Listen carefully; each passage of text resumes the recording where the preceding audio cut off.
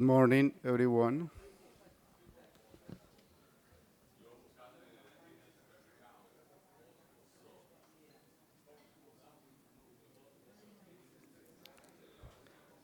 I would like to invite here to the table to Moses, Ervin, Sarah, and Fabio.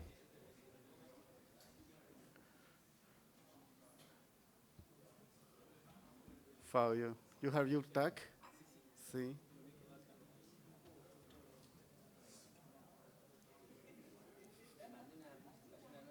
Sí, ya la puse.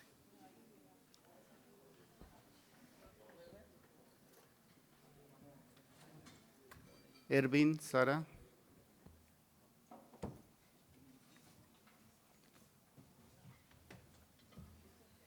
Hey, Sarah, good morning.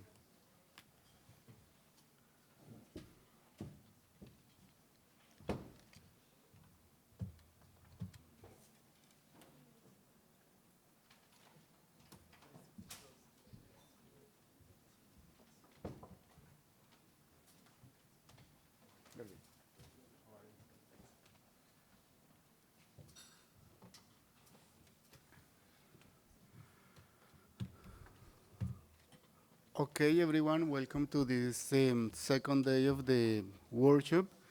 Uh, Today we will have a day, plenty of activities with a lot of country cases to discuss and analyze and talk about. During the morning, we will have the presentation of two cases. The first one is Zambia.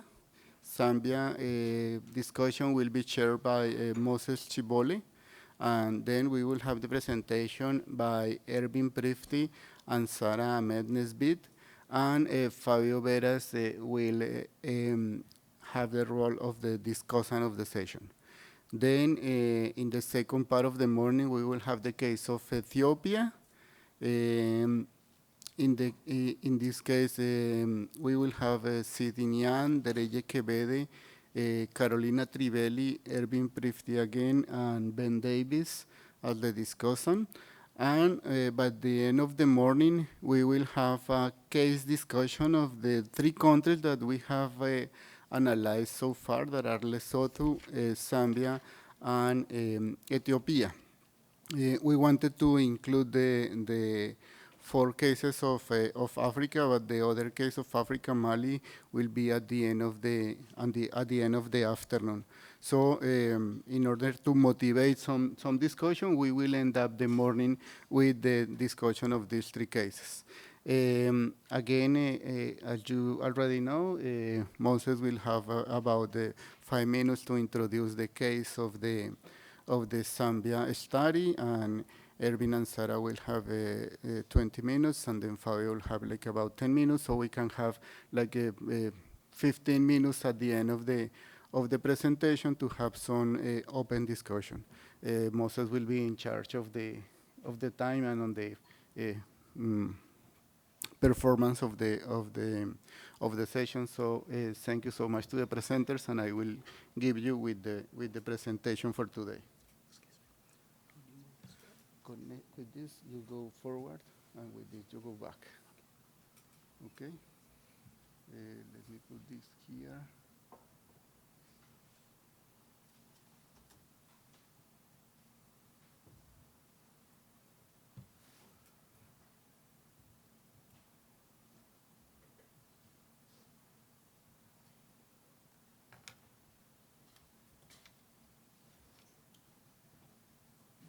Okay, go ahead.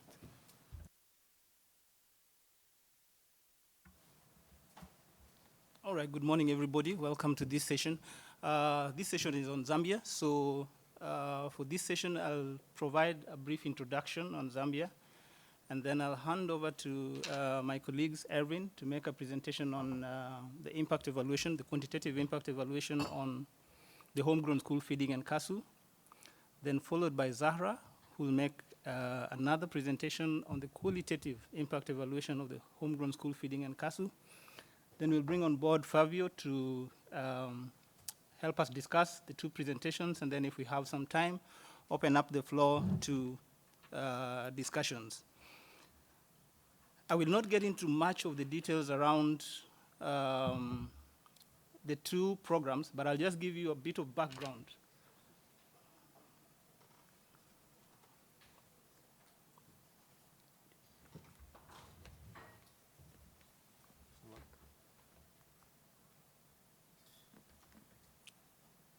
Sorry, as I wait for the technology to work.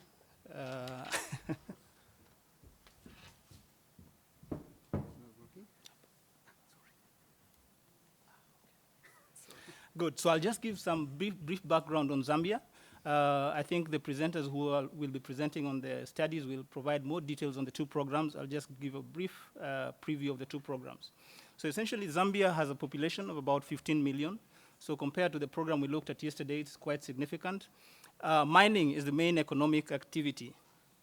And there is the desire by the government of the Republic of Zambia to diversify. This sector grew from 4 to 14% between the year 2000 and 2014. And other sectors that contribute to this, to the economic growth of Zambia include the construction and the transport sectors, which are mostly capital intensive. The growth rate between 2006 and 2015 has been on average 6.9%. When we talk about social protection, I think we're mostly concerned about poverty, and to Zambia, this is the biggest challenge. And the reason for this is that half of the population in Zambia is poor. So when we talk about a population of 15.9, we are talking about 8.5 million households that are currently poor in Zambia. And 40.8% of the total population, which is about 3.5 million people, are extremely poor. Poverty is mostly rural. So you find that 76.6% of households in rural areas are poor. And the rural areas are characterized by labor-intensive sectors such as agriculture. Then in terms of the key poverty reduction programs, the flagship program for Zambia is the social cash transfer. But in addition to that, we have programs such as the Food Security Pack, which is an input program for poor small-scale farmers. And we also have the homegrown school meals program. Some of the key legislations around social protection, apart from the social security sector, which has a number of legislations, when we look at the social assistance part of social protection, we have very limited legislations. We have the National Health Insurance Act that was passed last year. We have a national social protection policy. And in addition to that, there is a draft national social protection bill that we hope should go through probably next year. The agriculture sector, on the other hand, registered growth between 2000 and 2014 of about so it registered growth. However, the contribution to GDP declined from about 23.8. So currently, the contribution of the agriculture sector is about 6.8%. One of the key accusations against the agriculture sector is that it has not contributed to significant poverty reduction. So there are efforts around how do we use agriculture to address poverty within Zambia. However, this is despite the fact that 58% of the land in Zambia is suitable for agricultural production. And Zambia is one of the largest countries. You can compare it twice the size of Zimbabwe or Japan. However, only 14% of the land is currently being utilized. 42% of the land is suitable for livestock production. And one of the things that you probably must have heard by now is that 40% of the waters in the SADC region are found in Zambia, but only 60 billion cubic meters out of 160 billion cubic meters is currently utilized. Agriculture also contributes or is the largest employer in Zambia. It has realized limited diversification, and there's a lot of focus on maize production. And the growth is not inclusive. So the agriculture sector is more, or the Ministry of Agriculture is most focused on middle to large-scale farmers, with very limited initiatives towards small-scale farmers. The key programs within the agriculture sector include the Farmer Input Support Program. This is a subsidy program for middle to not very poor households, but households that are able to produce to a bit of surplus. And we also have the Food Reserve Agency, which is a strategic reserve. And the agriculture sector has a number of legislations. And if we were to put them out here, I think they would come to probably over 15 legislations around the agriculture sector, as well as policies. In the last 2 weeks, the budget for 2020 was passed, was read out, and we see that the funding for the largest agriculture input subsidy program has reduced from 1.4 to 1.1, which is in line with what the government is anticipating to do with regard to the agriculture sector. Significant improvements in budget allocations towards social protection, so we see an increase of nearly double from 699 million kwacha to 1 billion for the 2020 budget. The Food Reserve Agency, which is also in regard to market access for agriculture, has its budget reduced from 672 million to 660 million. So just a brief on the homegrown school feeding and CASU. The homegrown school feeding is a government program led by the Ministry of General Education and supported by the World Food Program. This is a national social protection and market access program, and despite the fact that it could have significant impacts, the reach is very limited. So currently, it's in only 39 districts out of 117 districts.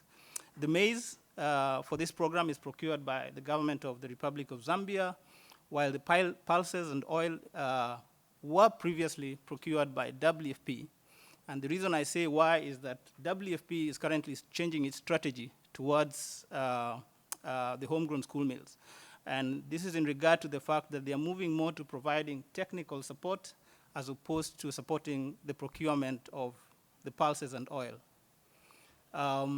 So there's a lot to discuss around that. But just moving on, the Conservation Agriculture Scale-Up Project, on the other hand, was a FAO, Government of the Republic of Zambia, and EU project implemented between the years 2013 and 2017 to promote conservation agriculture. The project ended in 2017, and currently we have a new follow-up project under implementation called the Sustainable Intensification of Smallholder Farming Systems in Zambia.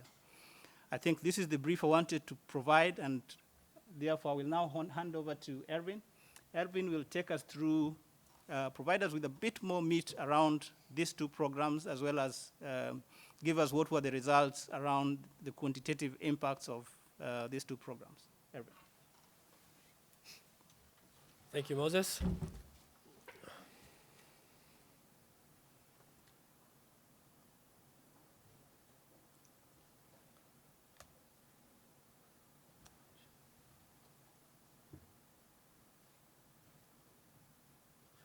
I think I'll wait for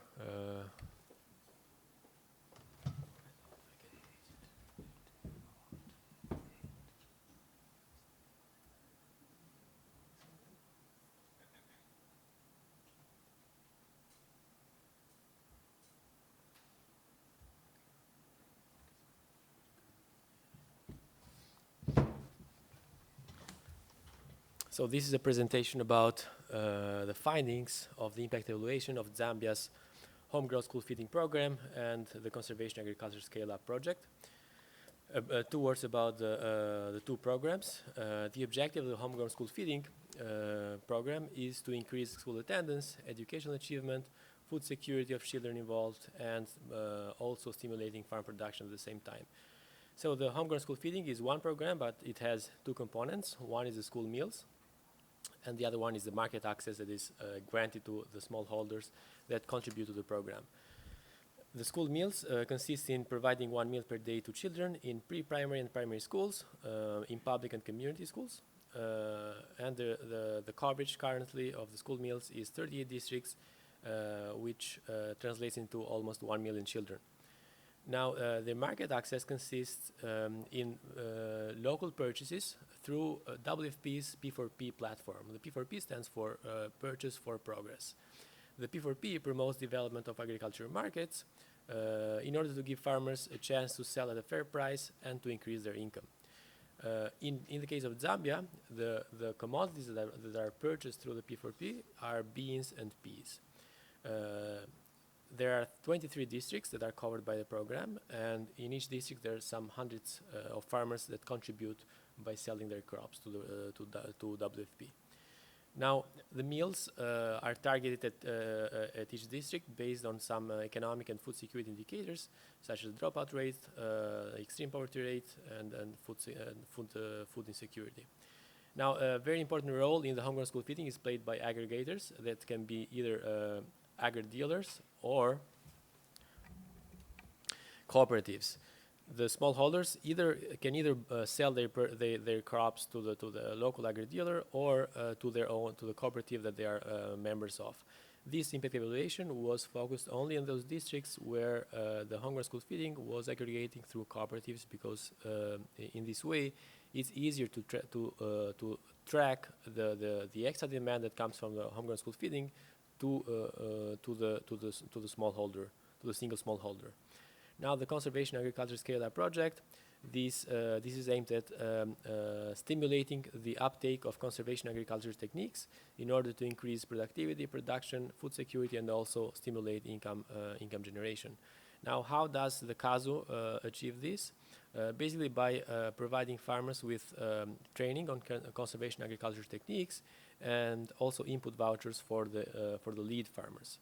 It has a coverage of 20,000 lead farmers and 2,020 follow farmers across 31 districts of the country.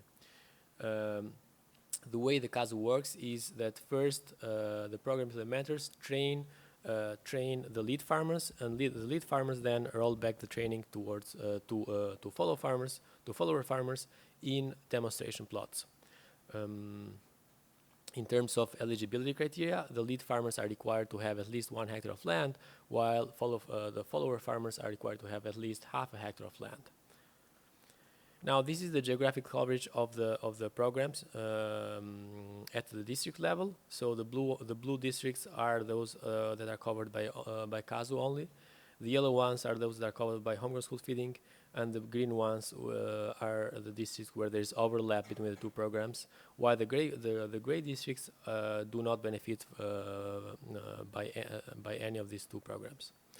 Now, we decided to evaluate these two programs jointly to capture not only the impact of each program in isolation, but also possible complementarities. We know that two programs can either mutually reinforce each other's effects on a certain outcome, but they can also mitigate or even cancel out each other's effects on specific outcomes. And the findings from this kind of evaluation can suggest ways to improve coherence of programs at the design or the implementation stage. Now, for example, what does it mean in concrete terms for the two programs? We know that the CASU supports production, but combining the program with market access that comes from the homegrown school feeding program can translate into even higher income for the farmers.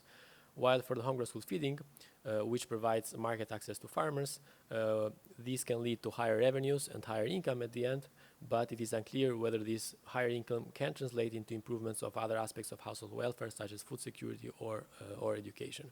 For example, if farmers' production capacity lags behind, they are not in a good position to answer the extra demand that comes from the homegrown school feeding program, this may lead to unintended negative incomes on certain aspects of household welfare. Now, the quantitative evaluation, I'm going to walk you through the methodology very briefly. This graph illustrates two aspects of the impact evaluation. One is the timing of the survey in relation to the timing of the program, and the other aspect concerns the estimation approach. As far as the timing is concerned, the important thing to understand here is that the data collection took place several years after the program that had been in place had been operating, and the design here is what is called the post-test only non-equivalent control group design, which translates into one wave of data collection after the program has been operating. The estimation approach consists in a single difference method. Basically, we subtract the outcomes of the control group from the outcomes of the treated group. Now, moving on with another aspect of the research design, The design has 4 treatment groups, 4 treatment arms. The first one is the CASU only arm that includes 500 households that benefit only from CASU. These households were collected in 2 districts, Chibombo and Chongwe. A second treatment group is the homegrown school feeding only. This includes 500 households that benefit from the homegrown school feeding's local purchases program and the school meals. The third group is the combined group, where 500 households benefit from CASU and live in blocks. These are small sub-district units that are also covered by the homegrown school feeding program. The fourth group is the control group, which is exposed to none of these 2 programs and includes 900 households, half of which are eligible for CASU and the other half are eligible for the homegrown school feeding program. Now, this is the geographical coverage of the study. Again, the blue districts are the ones that benefit from CASU only. The yellow ones, Luwingu and Kawambwa at the top, are districts that benefit only from homegrown school feeding. The green district, Katete, benefits from both. And the 3 gray districts are the ones that where we collected the control group. Now, what kind of impacts are we estimating here? In the first comparison where outcomes of the homegrown school feeding only group are compared to the outcomes of the control group, we are estimating the impacts of the homegrown school feeding alone. In the second comparison, where we compare CASU only outcomes versus control outcomes, we're isolating the impacts of the CASU alone. And when we compare the outcomes of the combined group with the outcomes of the control group, we identify the impacts of the combination of the 2 programs. Finally, at the bottom of this table, I have shown the impacts of the meals alone. Here, we focus only on the sample of homegrown school feeding only households, and we exploit a variable whereby households answered whether their children had benefited of the school meals or not. Now, in theory, since these households live in districts that are covered by the homegrown school feeding, their children should be benefiting from the school meals. But for a number of reasons, such as the household is not sending their children to school, or they are sending children to a private school that is not under the program, those children may not be benefiting from the school meals program. Now, I already covered the estimation approach. As I said, it's a single difference regression with 1 wave of data, and we also use inverse probability of treatment reweighting to make treatment arms as close to each other as possible. Here, these are the results of a balance check. For example, in the top left graph, the red bars show the probability of those that actually are in the CASU group to be in the CASU group. The blue bars show the probability of those who are not in the CASU group to be in the CASU group. So what this is showing is that the distribution of the propensity score is equally distributed in the 2 groups, which basically translates into for every CASU household, I can find very similar households in any of the other 3 groups. So at the end of the day, if the distribution of the propensity score is distributed equally in each of these 4 comparisons, we see that the 4 groups are observationally, let's say, similar to each other or equivalent. Now I'll give the word to Zara. She will explain the qualitative evaluation approach, and then we'll move to the combined conclusions and recommendations.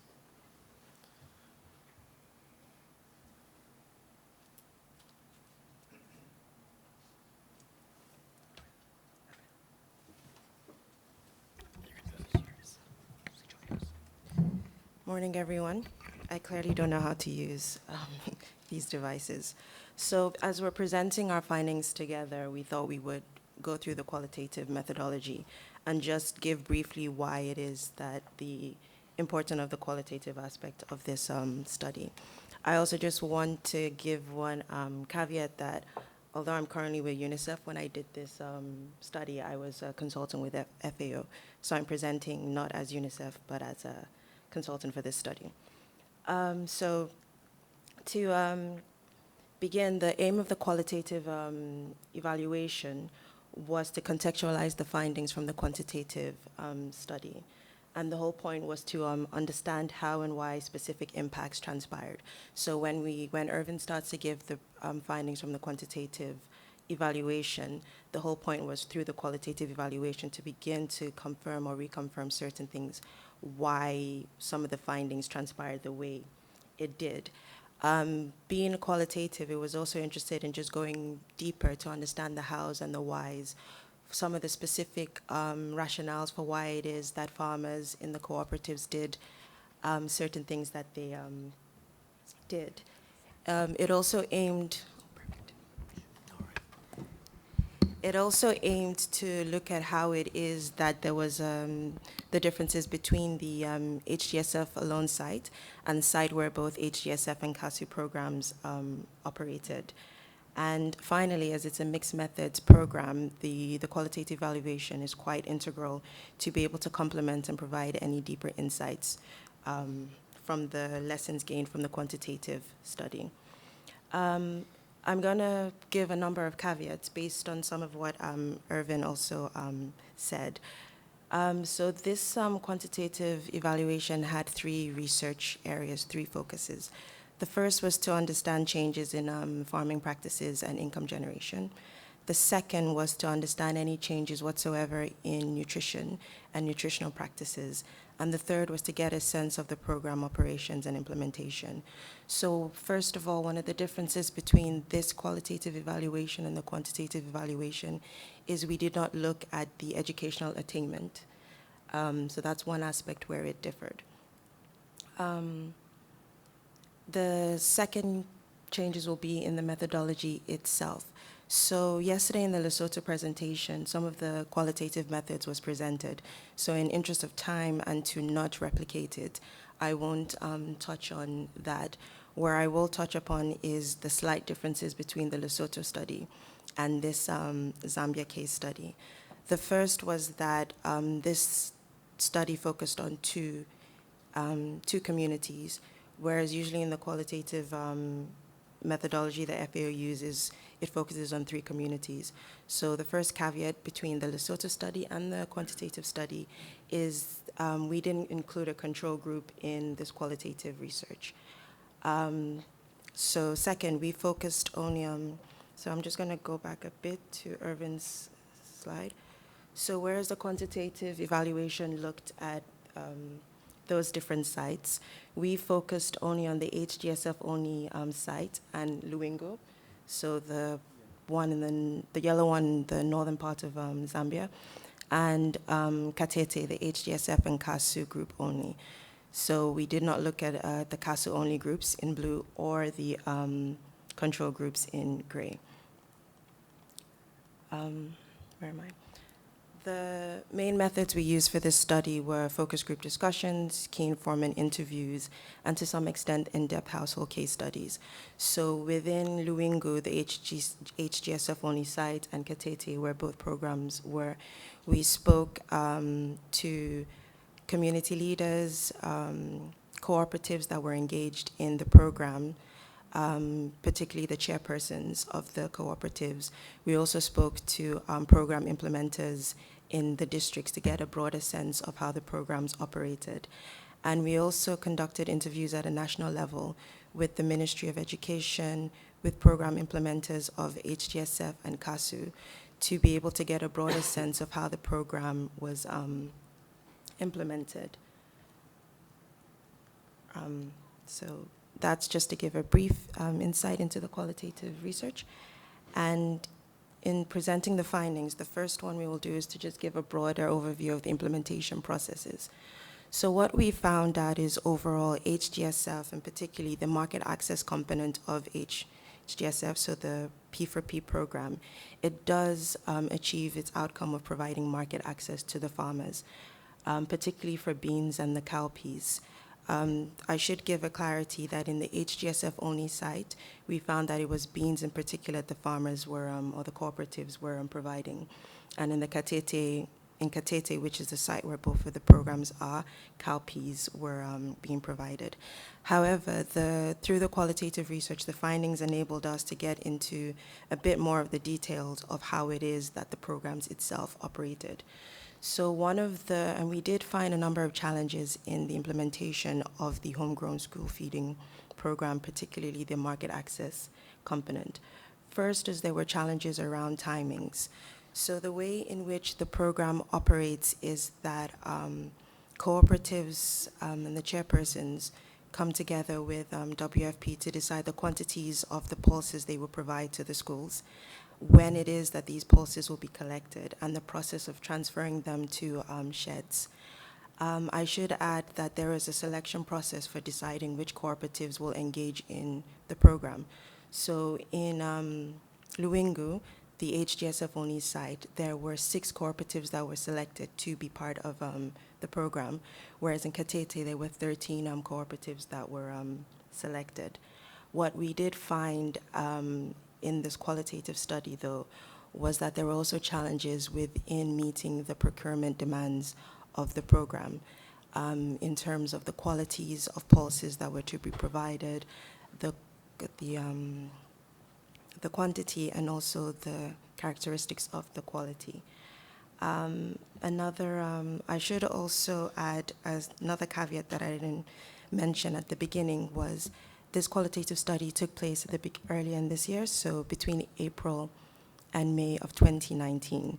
So Moses said in the beginning of his presentation that WFP has transitioned from being part of the procurement and is giving more technical assistance. So some of the findings and some of the details that we found from this program also reflected the changes that happened within WFP. That was for the homegrown school feeding component. However, what we did find is when we combined CASU, the Conservation Agricultural Intervention, with homegrown school feeding, when we present the findings, you'll see that there's a lot more positive or improvements when both programs are combined. But one thing the qualitative study found is that they weren't necessarily coherent, in the sense that both programs were not designed to systematically be linked. The first one is that the homegrown school feeding program was designed before the CASU program. And if I'm being honest, when I did speak to the program implementers at the national level, they did say there was not an explicit connection between the two programs. But what they did share was that the whole aim of CASU was that CASU provided the incentives or enabled farmers or the lead farmers to be able to improve their produce and their legumes to be able to sell within the market. That's some of the findings we will present, so I will try not to go into it. But there were some challenges within, again, the purchases of the beans from WFP. There was an agreement for WFP to purchase the pulses around June to July of every year, but however, sometimes WFP would show up in September, which impacted on incomes and the ways in which farmers would be able to sell their produce. So I'll pass it over to Irvin.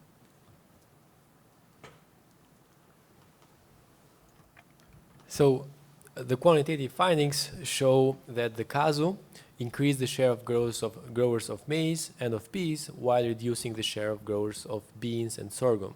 In terms of average harvest, we see a similar pattern of increased maize production, peas production, and groundnuts production, while the average harvest of sorghum reduced. Moving on to the sales, the share of those who sell maize and peas increased thanks to the CASU, while the share of those who sell beans and sorghum decreased. In terms of volumes of sales revenues, there is also a positive impacts on maize and negative impacts of beans. So what you see here is that mostly the maize basically increased production and sales, while this happened at the expense of beans and sorghum. For the homegrown school feeding, there is the opposite pattern, where we see that the share of growers and the average harvest increased for beans, which is the target crop of the program, but this happened at the expense of maize, let's say, or sorghum. In terms of sales, we see that the volume of sales increased for beans, which is the crop that is targeted by the homegrown school feeding program, and the share of those who also sell beans also increased. The combination arm has results that are very similar to the CASU-only arm, and we also see that households in all three arms increased crop diversification, and one important finding regards that the increase in the total revenues from crop sales. This happened in all three arms, but the increase was the smallest in the homegrown school feeding arm. Now, livestock production, which is also a major sector in the farm economy, the CASU increased the herd size and the share of farmers that produce byproducts, and also it led to an increase of byproduct sale revenues. The homegrown school feeding had the opposite impact by reducing the herd size and the share of those that own any livestock. Also, there was a reduction in byproduct sale revenues. In the combination arm, results are very similar to the CASU and sometimes even better. The total gross income, which includes income from the crop sector, livestock sector, non-farm business profits, and paid employment, reduced in the homegrown school feeding only arm, while there was an increase of total gross income in the combined arm. The CASU by itself did not impact total gross income. Now, in terms of land was not impacted by any of the programs. What we see is while the total area of operated land is unaffected, what happens is reallocation. Within the CASU, land was reallocated from beans into maize, while in the for the homegrown school feeding, we see the opposite pattern where reallocation takes place from land dedicated to maize into beans, which is the crop that is targeted by the program. Now, in terms of conservation agriculture adoption, we see that the CASU achieves its objectives by increasing the share of farmers that adopt at least one conservation agriculture technique on a specific crop. And also, it increased the use of specific conservation agriculture techniques regardless of crops.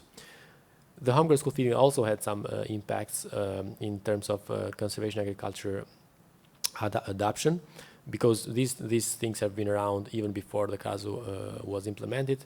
So what we see here is that farmers substitute away from the use of CA in maize and use more of these techniques for beans production. I'll give it back to Zara. So as I mentioned at the beginning, the whole aim of the qualitative study was to try and flesh out some of these findings from the quantitative report. So here we found similar things in the qualitative, in that homegrown school feeding did lead to increase in the pulses, both cowpeas and beans, but also some increase in maize and groundnuts, and an increase in a small way in the use of inputs and an uptake of crop rotation, as Irvin has already mentioned. What we did also find was that farmers continue to grow their maize, and they did experience some improvement in the yields of their harvest. Another thing we found was that the P4P program did increase farmers, or particularly the farmers in the cooperatives, capacities for agriculture production and market access, which was also in line with the quantitative findings. And the time that the farmers spent on their farm also reduced. However, what we did find was that CASU led to greater improvement. So there was even more crop diversification, whereas in the HGSF-only site, farmers were mainly growing cowpeas, maize, and groundnuts. In both sites, there was the cowpeas, the soybeans, the groundnuts, and the sunflower. And what we observed was this was through the inputs that the CASU program was providing, the seeds that CASU provided, and also the training, which helped. We also found in both sides that there was increase in livestock and in the use of inputs, and also in CA, as Irvin mentioned, but this was also through the training that CASU had provided to the households. Finally, the time spent on the farm, it also reduced, but this was, again, linked to the use of fertilizers. What we observed in the HGSF-only sites in Luingu was that farmers did use fertilizers, but not as much. and the farming practices there were a bit more labor intensive, and therefore they ended up spending more time doing the work, whereas in the combined sites, with the use of the fertilizers, they were able to spend less time on the farm, which opened up more space for them to undertake more income generating activities. Another observation was that with the more produce and the higher yields that were being done in both sides, they were able to also generate more income. I will pause there. So in terms of food security indicators, the meals alone improved children's and women's dietary diversity. The CASO is associated with improvements of children's and women's dietary diversity and reducing the food insecurity for the household as measured by the FIA scale. While the homegrown school feeding is associated with reductions of children's and women's dietary diversity and also with an increase in the food insecurity. The combination has positive effects on children's and women's dietary diversity. Now, this is a joint slide. I'll let Zara go first. So this is one of the areas in which there were slight discrepancies between the qual and the quant. I noticed a nod on your end. What we did find in the qualitative study was that both programs, regardless, so HGSF on its own and HGS and CASU, did lead to improvements in food and nutrition security. For the HGSF only side, we found an improvement in diversity within the households amongst children and families, mainly because they were producing more legumes, and particularly the beans or the cowpeas. And there was a push for those to be eaten more because they were seen as more nutritious because of the protein. There was also a bit more training, which was beyond, for instance, in the HGSF only side, beyond that of the program being provided by extension agents from the Ministry of Agriculture, which was feeding into this improvement in nutrition. While in the CASU and HGSF sites, there was again a positive impact, again through the improvement and increase in the legumes, consuming the legumes that were more nutritious with the protein, but also the fact that households and farmers there were also producing more food and had more income. So we did get a lot of, during a lot of our focus group discussions, there was discussions of going from maybe in both sides from eating once a day to now being able to eat 2 to 3 times a day, but also in the diversity and the types of food they were eating, from maybe only being able to eat vegetables or specific types of vegetables to being able to have vegetables and fruits and different types of chickens. There was a way in which there was a delineation between specific village chickens and broiler chickens. So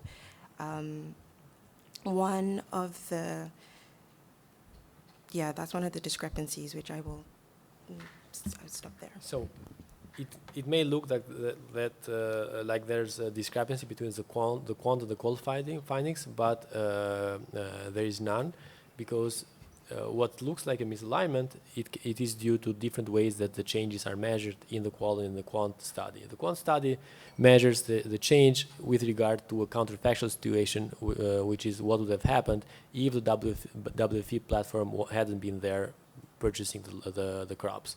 While the qual study, for the qual study, the change is over time. What happened? How is now the situation now compared to what it used to be before? So we are finding that the situation, let's say, worsened in terms of maize production. So we find that maize production decreased, while the qual study is finding that the farmers kept producing the same quantity of maize, for example.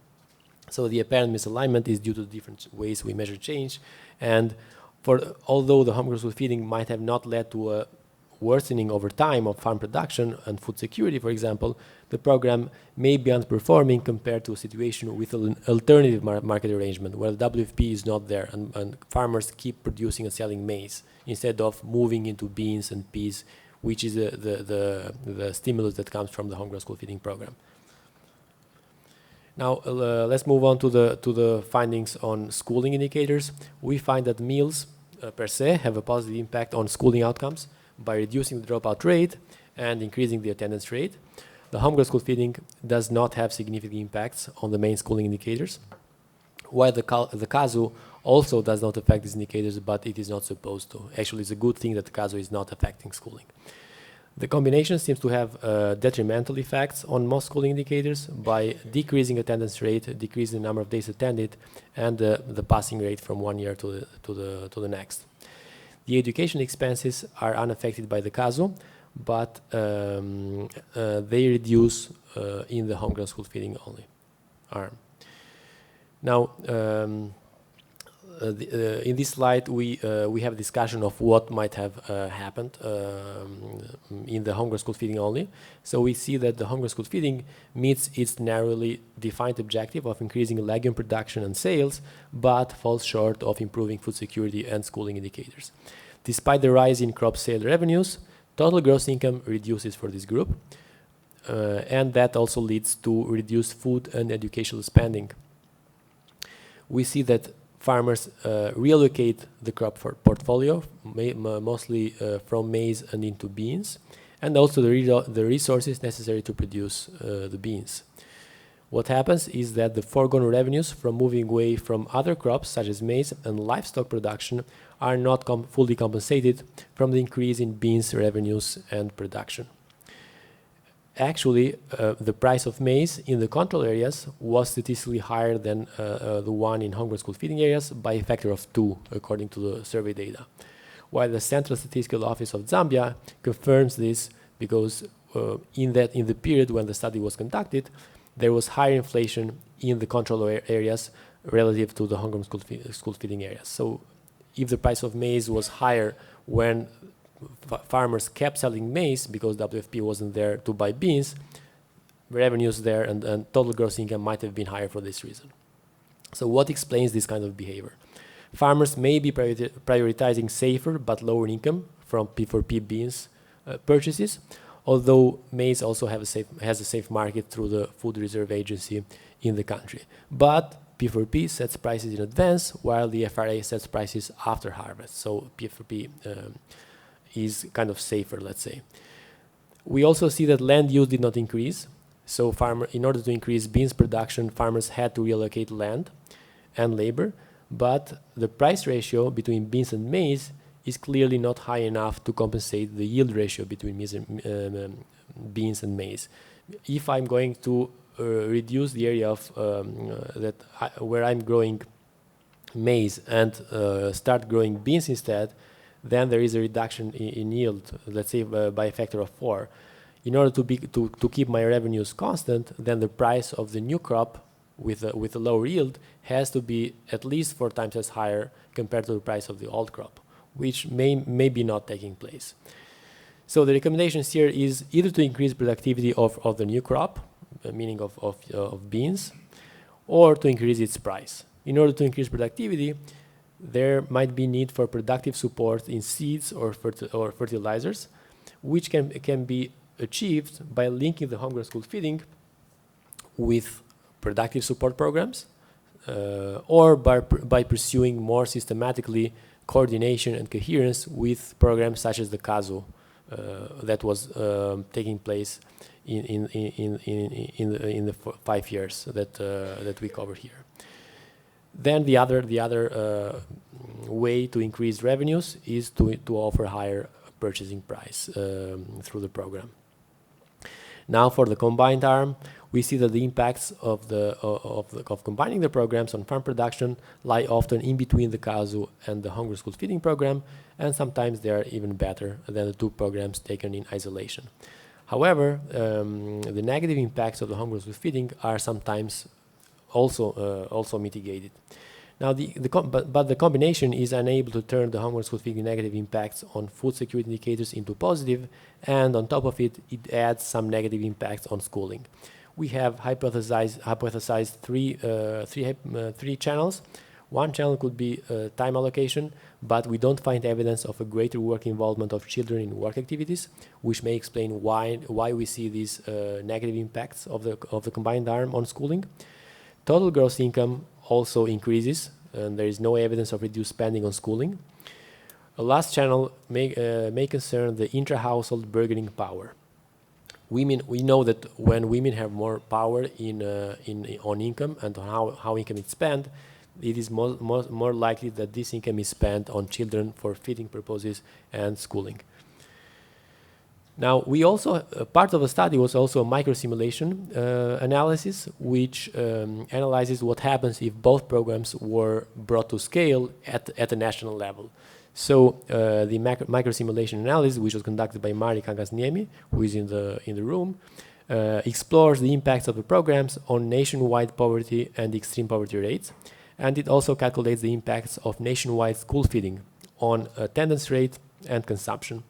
So the analysis found that the CASO increases the income of participants and also decreases the poverty rate and the extreme poverty rate by 1.2 percentage points and 2 percentage points respectively, which are considerable numbers for poverty. The homegrown school feeding program is associated with lower income, but impacts on poverty overall or for the whole districts are very minimal due to its low coverage in terms of market access. The universal school feeding in rural areas also would increase primary school attendance if the program was brought to full national scale. Now, conclusions. We saw that the CASO meets its own objective of increasing farm production and food security without impacting schooling. Meals alone also show positive effects on schooling and food security. The homegrown school feeding meets its objective of increasing legumes production and their sales, but falls short of improving schooling outcomes, and it produces sometimes even negative impacts on food security. So this highlights the need for increased coherence between the productive aims of the intervention, which is market engagement of the smallholders, and its welfare aims, basically increasing food security and schooling.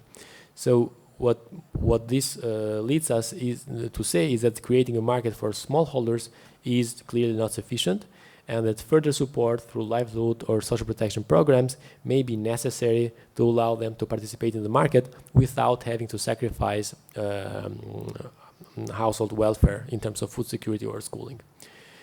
So moving on to the combination, we saw that it can boost production by increased diversification and technology adoption and the access to markets via the homegrown school feeding, but it can have also unintended detrimental effects on food security, or in this case only on schooling. Here also, what we want to highlight is the need for increased coherence at the programmatic stage, and most importantly at the implementation stage, which, as we saw, was missing in this case between homegrown school feeding and CASO.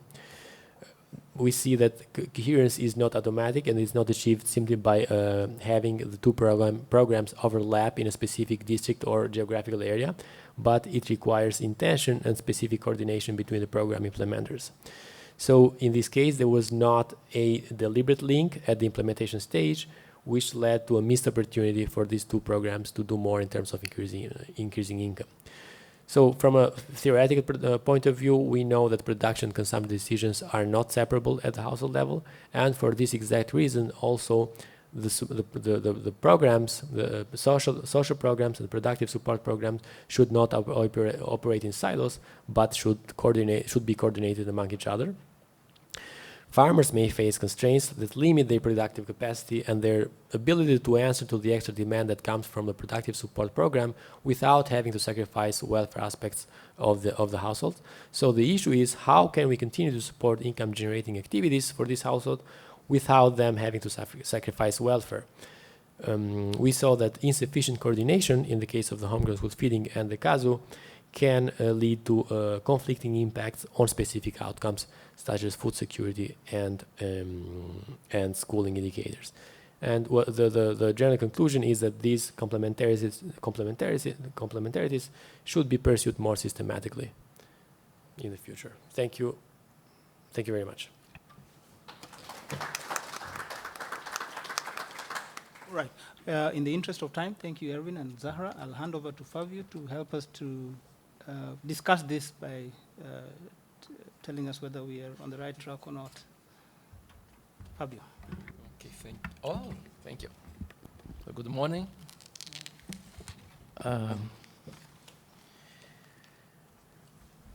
I will be brief. I think I have like 3 three sets of comments. Actually, I have the benefit of having read the previous versions of both papers that are now combined in this presentation. But the first comment I would like to make is actually a praise for FAO to take the challenge of evaluating a home-grown school feeding program. It's amazing how few evaluations of home-grown school feeding programs we have available in the literature, even as working papers, and published papers are even fewer. I can remember only one or two for a survey that we did. And it's amazing because we had this P4P supported by WFP. We had afterwards the PAA with WFP and PAA Africa with WFP and FAO together, and there was no impact evaluation, just monitoring reports of this program. So it was, I would really like to praise FAO for taking this challenge. And also because it was daring, because the setting for the evaluation was not ideal. Actually, the idea of evaluating the program, as often happens, came well after the program had started.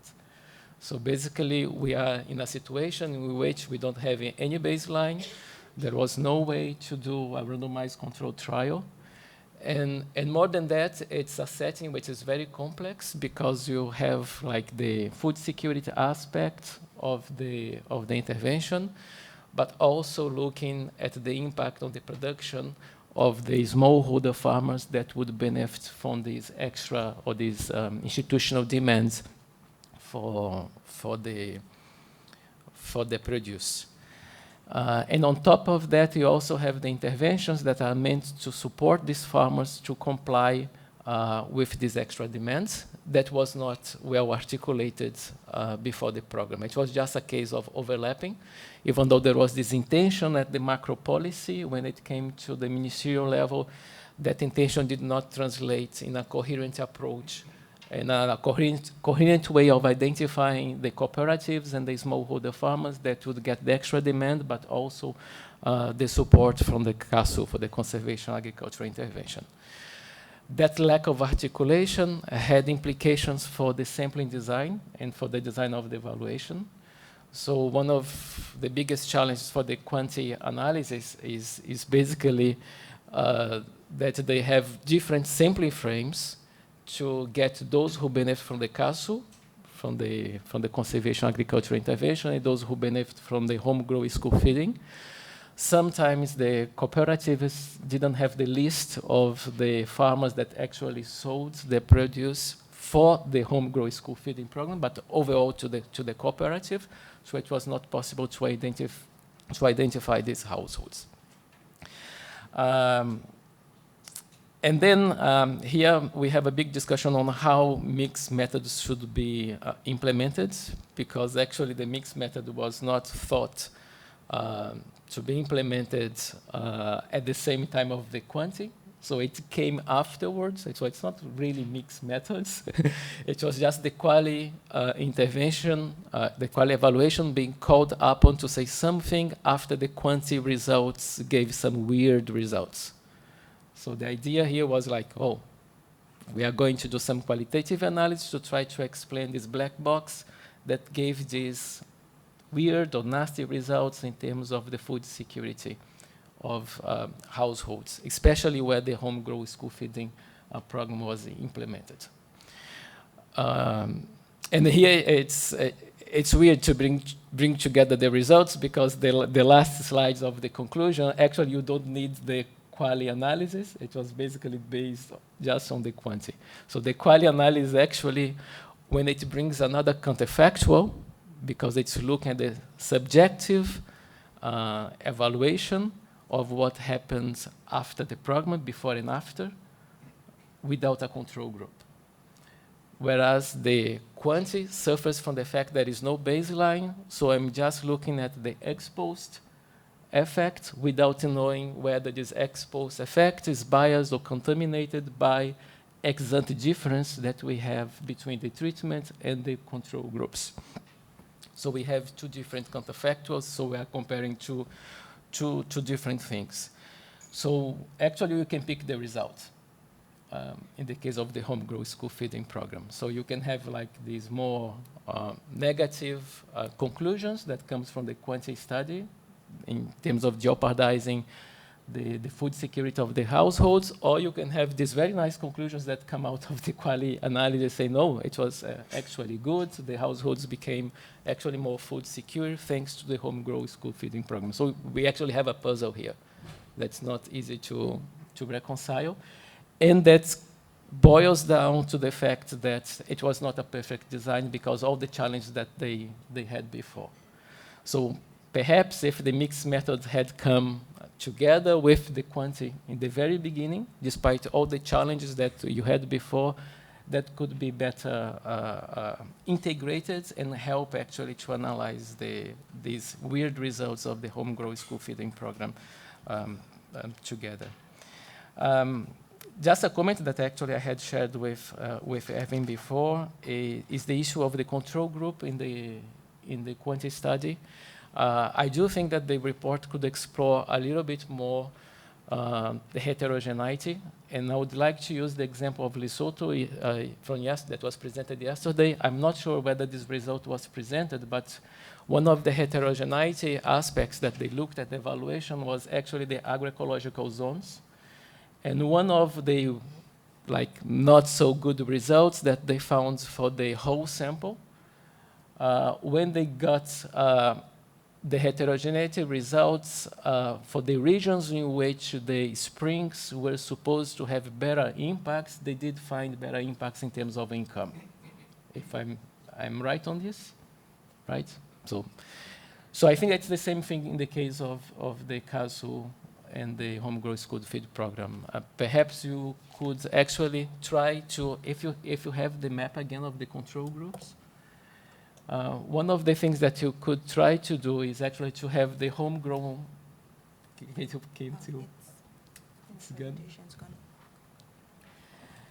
Because you have control groups that are close to the home grow school feeding program areas and control groups that are close to the CASU only, but there are no control group for the combined one, right? So if you could separate the analysis and use just the control group for the home grow feeding area in another home, and the other control group for the CASU only, you could find better results, especially because you don't have the baseline. So we really don't know whether this difference were there before. So at least the same agroecological zone you should have. And my suspicion that the agroecological zone may be playing a big role in explaining this difference and giving these results that's maybe weird, is basically because the combined effect, the combined sites, gives the same result of the CASU only. And if I'm not mistaken, in the combined sites, you will probably, it was a sample of only 10% of the CASU farmers were actually selling to the home grow school feeding program. 30? Okay, so in the quantity was 30, but in the quality it was 10%. So there was also this difference. So it's not that surprising that it's the CASU that's dominating the effect in the combined sites because of this difference. So my suggestion was basically to play a little bit around the control group to see how to reconcile the results of the quantity with the results of the quality. That would be my last attempt, because in the end, you are left with this alternative of your preferred counterfactual, either the before and after analysis of the quality study or this ex post cross-section evaluation of the quantity study, for which we don't control for the agroecological difference between the three treatment sites. Thank you. All right, thanks, Fabio. I'll probably give an opportunity to Zahra and Erwin to react to the feedback from Fabio. Thanks. So thank you, Fabio, very much for the comments. Very useful, actually. I'll start from the first one that highlights the need for having better designs of the study. Actually, doing a post-test only non-equivalent contract group approach, this is the the last in the list, in the list of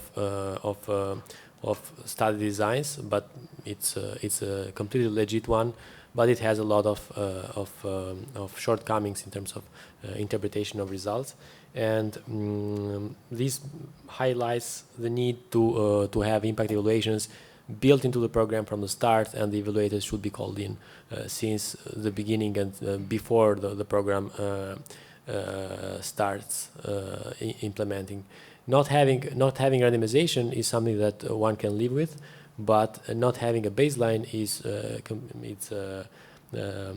it produces very bad effects on the ability to attribute impacts.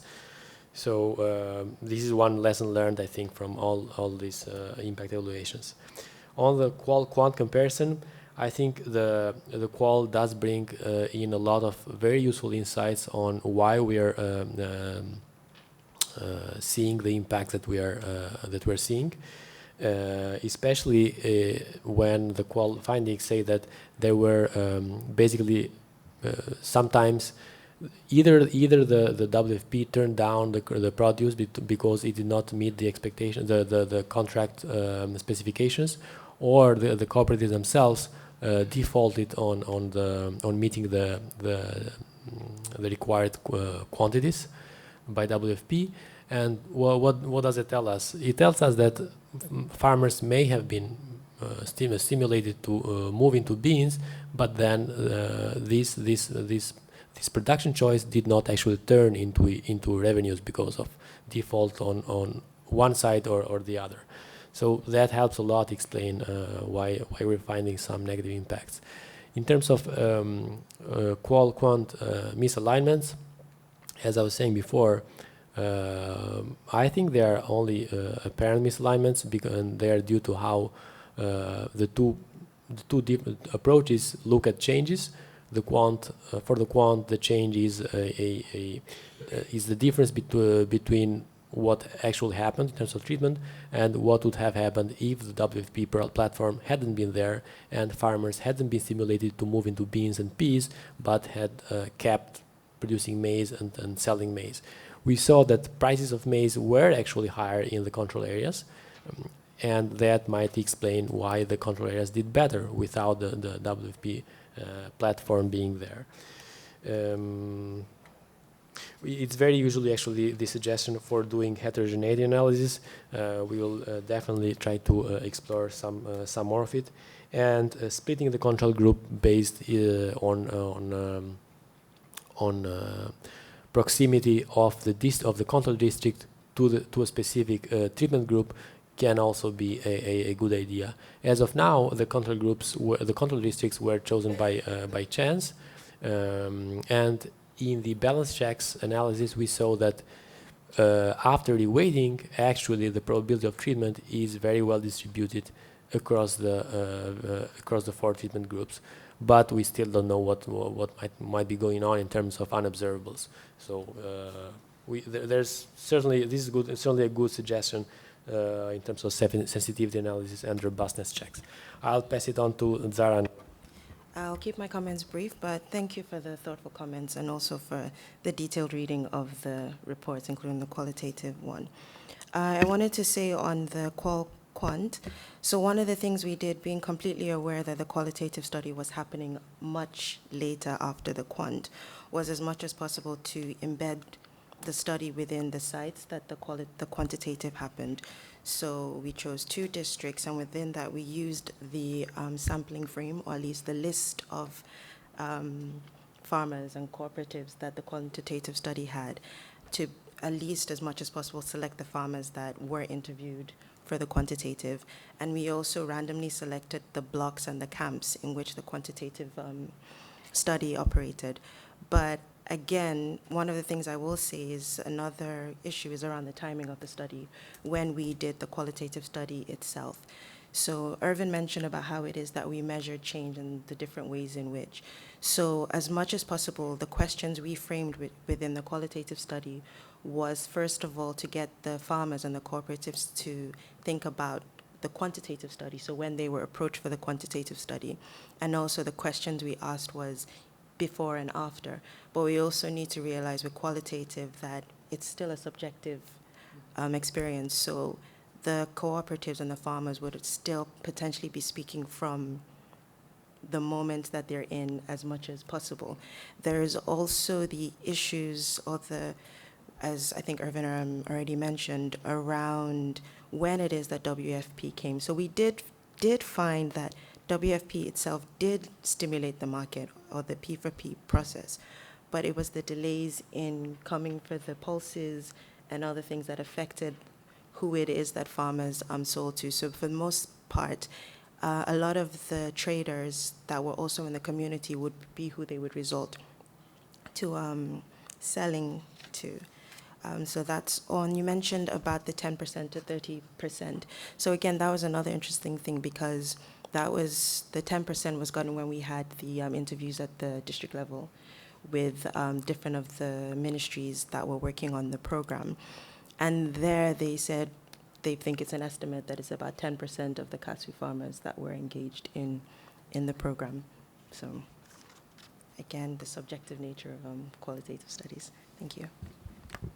Can I just add one comment? So I think that one biggest lesson from these attempts to do mixed method ex post is that it's necessary to have qualitative studies in the control group. So many of the hypotheses that Evan is raising now with this new analysis on the prices in the control group, it's really important, especially with this ex post design, because much of the results may be actually explained by changes in the control group rather than in the treatment group. All right, thank you, Fabio, Zahra, and Erwin for elucidating a lot more on the homegrown school feeding and KASU. I know there's a lot for some of us who've not read through the documents. I think we still have the opportunity to interact with each of these presenters in the course of today and tomorrow and even thereafter. I think there's still a lot more, even for us who are in Zambia, in terms of how do we put all of this together. But there's one big lesson that comes out, that in terms of, as Fabio has mentioned, in terms of designing some of these evaluation, impact evaluations, there's need to think about the quant and the qual coming together. And I know there are a number of studies and a number of programs coming up in Zambia, both in agriculture and social protection, and how do we start thinking about how the evaluations and how this will be done. So thank you very much. I think we are out of time. I'll hand over to George in terms of the next steps from here. Thank you. Enjoy the rest of the day.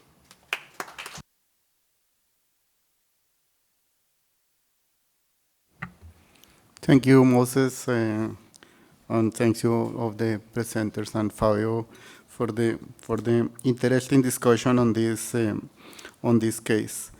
I don't know if all of you have coffee or want to have a short break of 10 minutes to recharge energy and caffeine, and we can start in 10 minutes on the second case, that is Ethiopia.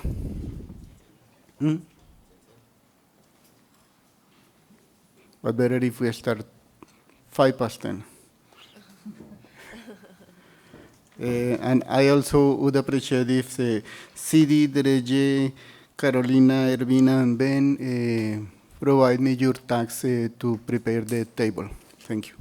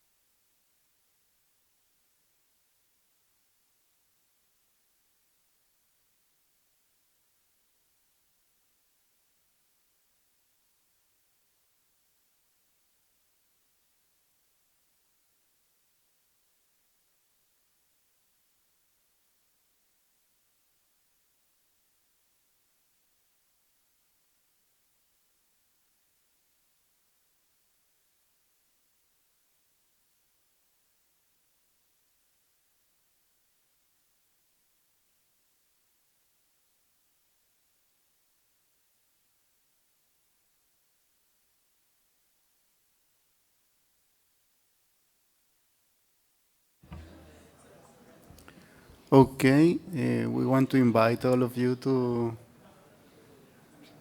be prepared for the presentation. May I ask Dereji, Ervin, Ben, Carolina to come here?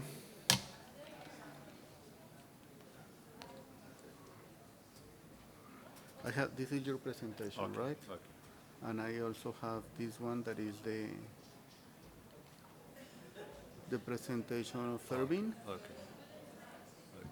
And again, I think they have all the presentation in the same folder. file. Yeah. Yes. And how to send it to the screen, to share it to the screen? They do it. They do it. Ah, they do it automatically. Yes. Oh.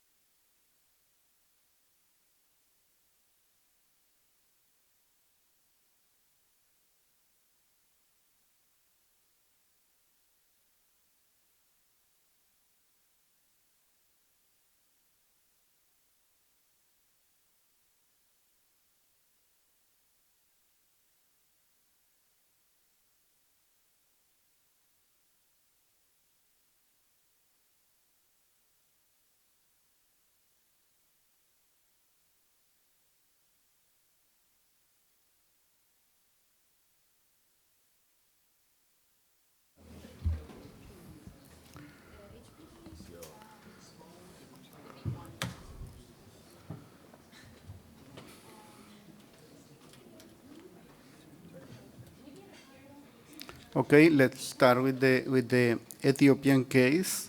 Um,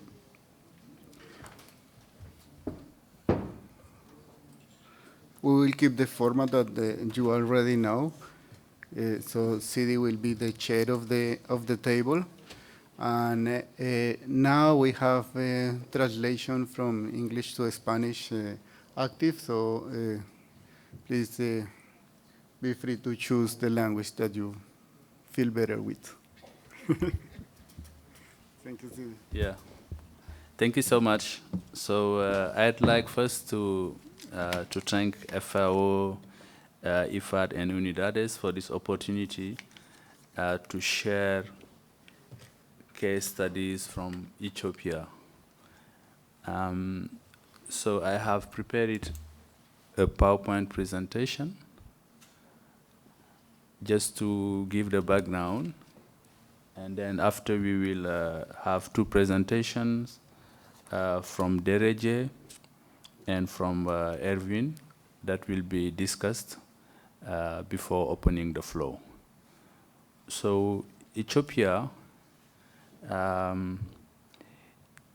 is a kind of contrast in terms of economic growth and in terms of poverty and food security.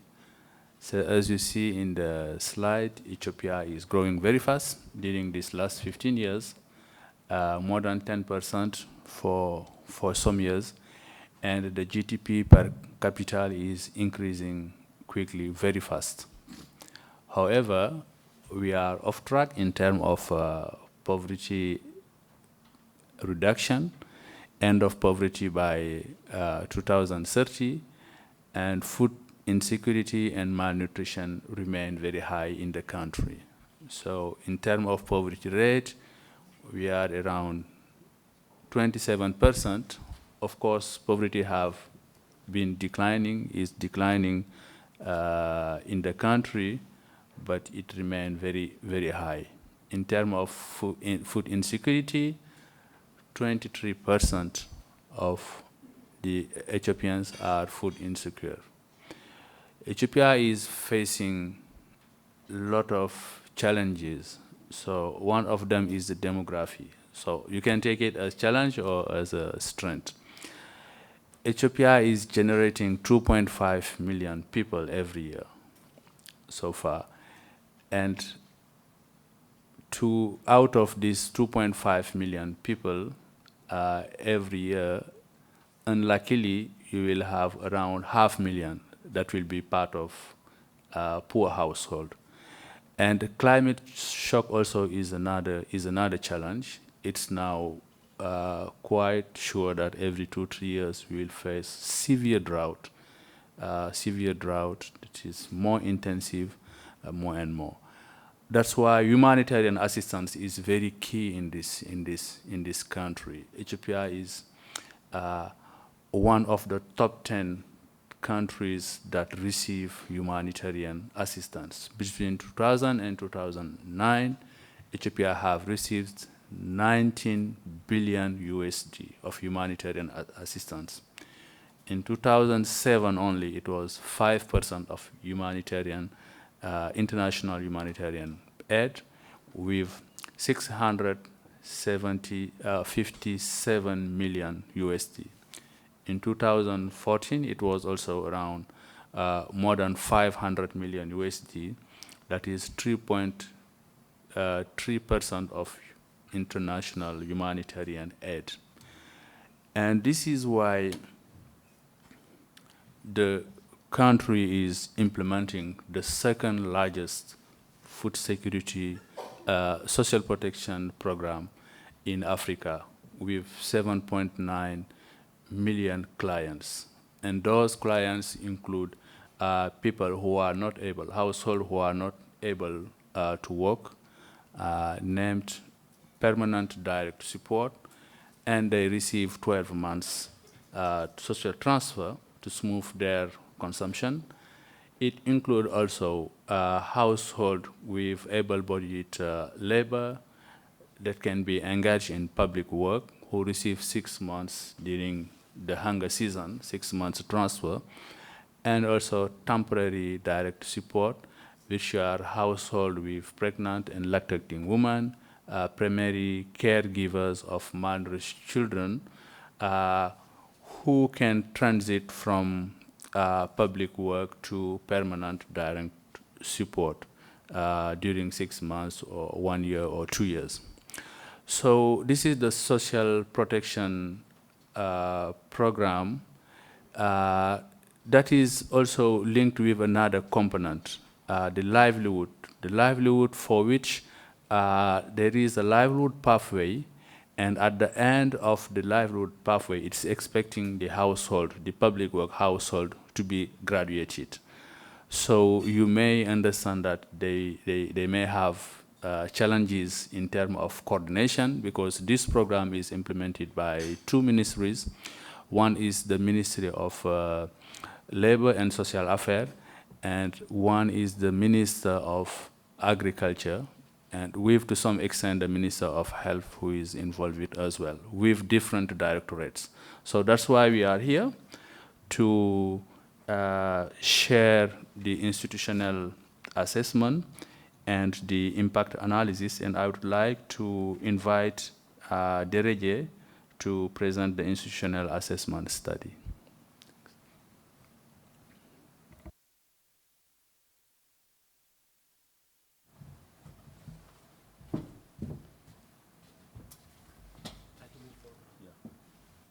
We want to move to the other presentation. Yeah.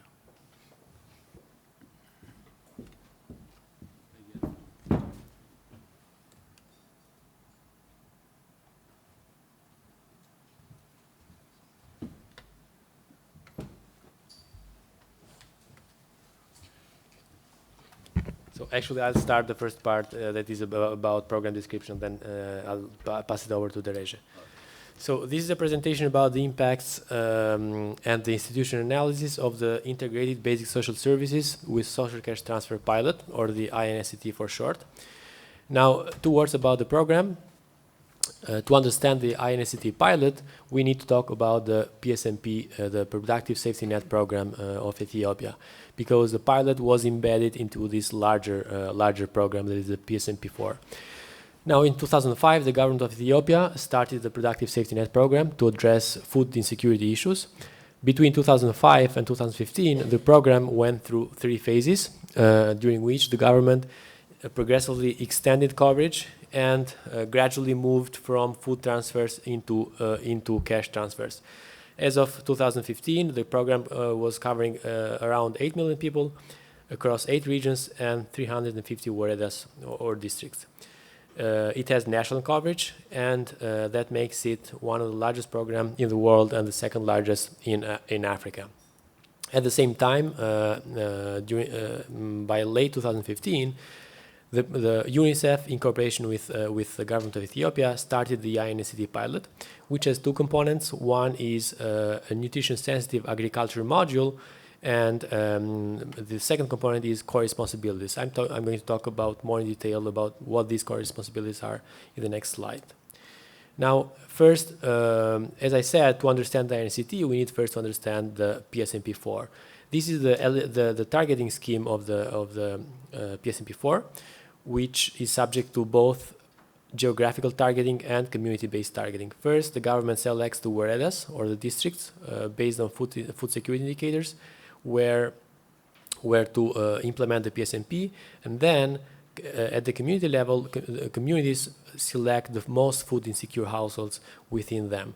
Once a household is deemed eligible for the PSNP4, it is placed either under the public works scheme or the permanent direct support scheme. If the household has at least 1 able-bodied member within it, it is automatically included in the public works scheme, where each member of the household, up to a maximum of 5, is entitled to 6 months of cash transfers per year. While under the permanent direct support scheme, households do not have any able-bodied adult, and they are entitled to 12 months per year of cash transfers. Now, the PSNP4 has special provisions for pregnant and lactating women, as well as for caregivers of children under 5. This, if a woman is found in one of these 3 categories, she is still entitled to benefit from 6 months of cash per year, but she doesn't have the obligation to work for a period that goes from pregnancy to 12 months after delivery. So this is basically the TDS scheme, where pregnant and lactating women temporarily are transferred under the public works scheme. Now, the PSNP4 has 3 components. One is the cash transfers component that comes under the public works scheme, the TDS scheme, and the permanent direct support scheme. This is the only one that is explicitly targeted, while the other 2 components, the access to complementary social and health services and the livelihood component, are combined with cash transfers, but they are not explicitly targeted. So the access to complementary social and health services is different based on the profile of the cash transfer client. So public work participants are expected to take part in at least 6 2-hour-long community behavioral change communication sessions per year that can be on nutrition training or agriculture training and so on and so forth. While pregnant and lactating women and caregivers as well, who fall under the temporary direct support scheme, are linked to specific services, mostly related to childcare. While permanent direct support households, which have no labor capacity, are also referred to the appropriate social services, such as community care coalitions, which deal with care of OVCs, and free waivers to support medical expenses. Now, the livelihood component has 4 components within it, related to crop, livestock, paid employment, and non-farm businesses. These consist in the provision of technical training and also technical services. Now, more in detail, the INSCT as I said, is one component grafted into the broader PSNP program. It is aimed at increasing access to the complementary health and social services and also improving nutrition sensitive in agriculture. How does it achieve this? Basically by strengthening the core responsibilities already foreseen by the PSNP4 or by introducing new ones. For example, there are behavioral change communication sessions that address specifically women's education on care practices. Again, the INCT basically increased the number of social workers and health workers that are already foreseen by the PSNP4, and this led to improve the services related to referring clients to appropriate services and also transferring them between the public works scheme and the TDS and the PDS schemes. The nutrition sensitive agriculture component was implemented by Concern Worldwide and not by UNICEF. It is composed of a training component, technical training, and also it also provides crop inputs and one-off livestock transfers. So I'll pass it over to Dereje now for the institutional assessment. For 15 minutes. Thank you, Irvin. So it is with this background that we carried out the institutional assessment in order to see how the social protection, access to health, nutrition, and agricultural activities are articulated and implemented in INC setting.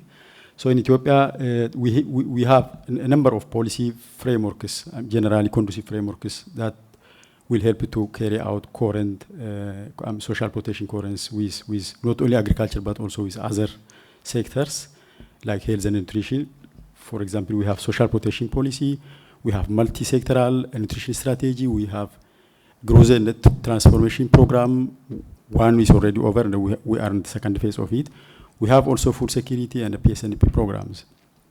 Going beyond, there is also a very good commitment to roll out this engagement from the government side.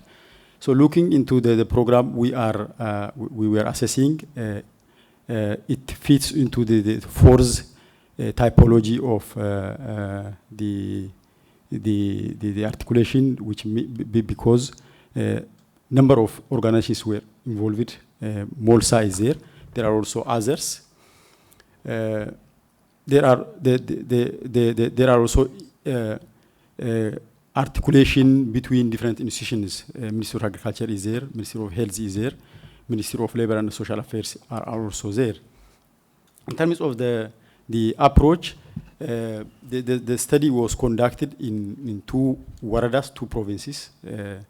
One is where this project was implemented, and the other is also the control province or control warada. And from both of them, we went into 4 communities, 2 from the control warada and 2 from the warada where the project was implemented. So this project was basically, these are the actor map, and the project was basically designed by the National Nutrition Task Force. This task force is there not only for this program, but also for the wider PSNP. So it was designed by this nutrition task force, and this is there for the wider PSNP. And basically there are 4 implementing institutes, 4 implementing organizations engaged in this program, including Concern NGO. The most important one are the MOLSA, and the Food Security Coordination Director within Ministry of Agriculture, and also Ministry of Health were also part of it. And all of those 3 ministries have their own structure at different level, from federal to community level. So the arrows here shows, the dotted arrow, for example, shows it's a weak communication between the ministries, and this is mainly at regional level. At other level, it was really good. This is a value chain. In terms of the key inputs of this program, the key input of the program are the government staffs, basically those implementing staffs at community level, the DAs, the health extension workers, the social workers, and others. And the most important activity they start with while implementing these activities, targeting of PSNP is already there. But when it comes to this program, the key focus of this program is the TDS, temporary direct support, and permanent direct support, which includes the pregnant and lactating women and the caretakers of malnourished children. So various activities were implemented in order to benefit those specific target groups, which includes provision of social service, referral of the TDS to health and nutrition services, the BCCs, the community-based nutritions, and also the nutrition-sensitive agriculture, mainly home gardening, focusing on the pregnant and lactating women. So the intention is to help those specific groups to have improved access to services and also to improve the capacity of the government staff implementing the activities. In terms of the efficacies, these are the most important ones observed as a result of this program: improved access to health service for the temporary direct support. The PDSs were better linked with social services, and also improved nutrition status of the TDS were also observed. In terms of the quality of implemented activities, the green color shows where things went where in terms of relevance, timeliness, and adequacy, and the red color shows where there was a gap. For example, if you look into the first supply of inputs of nutrition-sensitive agriculture, it was really relevant and also provided to the needy people timely, but it was not adequate. Similarly, if you look into nutrition services, many of them were very much relevant, timely, and adequate. But this is generally what is in terms of quality. Might be this diagram is full of texts, but generally we have, these are the most important coordination mechanisms there as related to this project only. At federal level, we have specific ones. At regional level, Warada and community level. At federal level, for example, the Joint Public Work Technical Committee is there, which is much relevant when it comes to the agricultural element of this project. And also the Nutrition Task Force under the Social Development Task Force, which I was indicating that it was responsible for design of this project. So at federal level, the coordination of this act in terms of really improving the coordination between social protection and nutrition, health, and agriculture was very good. And a good coordination type of engagement was also observed. At regional level, it was really poor. Almost all of those relevant coordination mechanisms were not utilized by this project, so it is poor. At Warada level, rather, we happen to observe a very good coordination of actors. And there is also specific coordination mechanism put in place by this project, which is called the Warada Full Sector Task Force. And at community level, down there, we really found very functional, very important, and very consolidated engagement between the actors of different government ministries in terms of really ensuring the linkage. Enabling factors.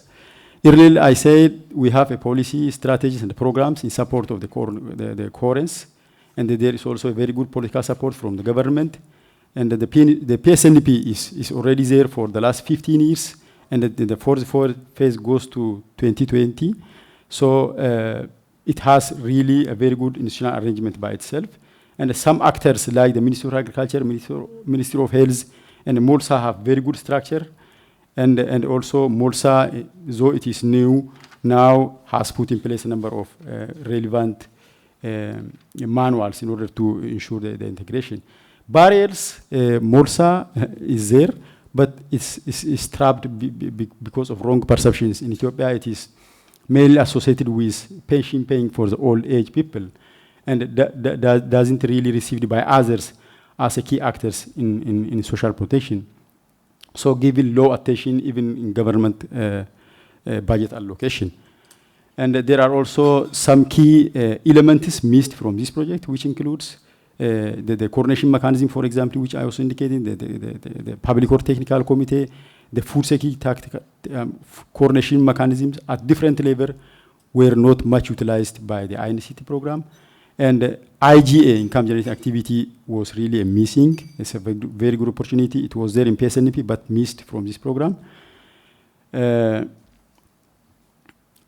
other thing is there is also it's a weak internal coordination within Ministry of Agriculture. Ministry of Agriculture basically bears the major responsibility for this program, but really have it inconsistency within itself. PSNP goes to the food security coordination department of it, while the extension department within the Ministry of Agriculture is really not providing any support for PSNP implementation. The other thing is there is weak communication between Concern. Concern was really there as ANIJO to support the implementation of this program, but it has really weak communication with relevant government staffs. And a delayed and irregular cash transfer was also one of the barrier.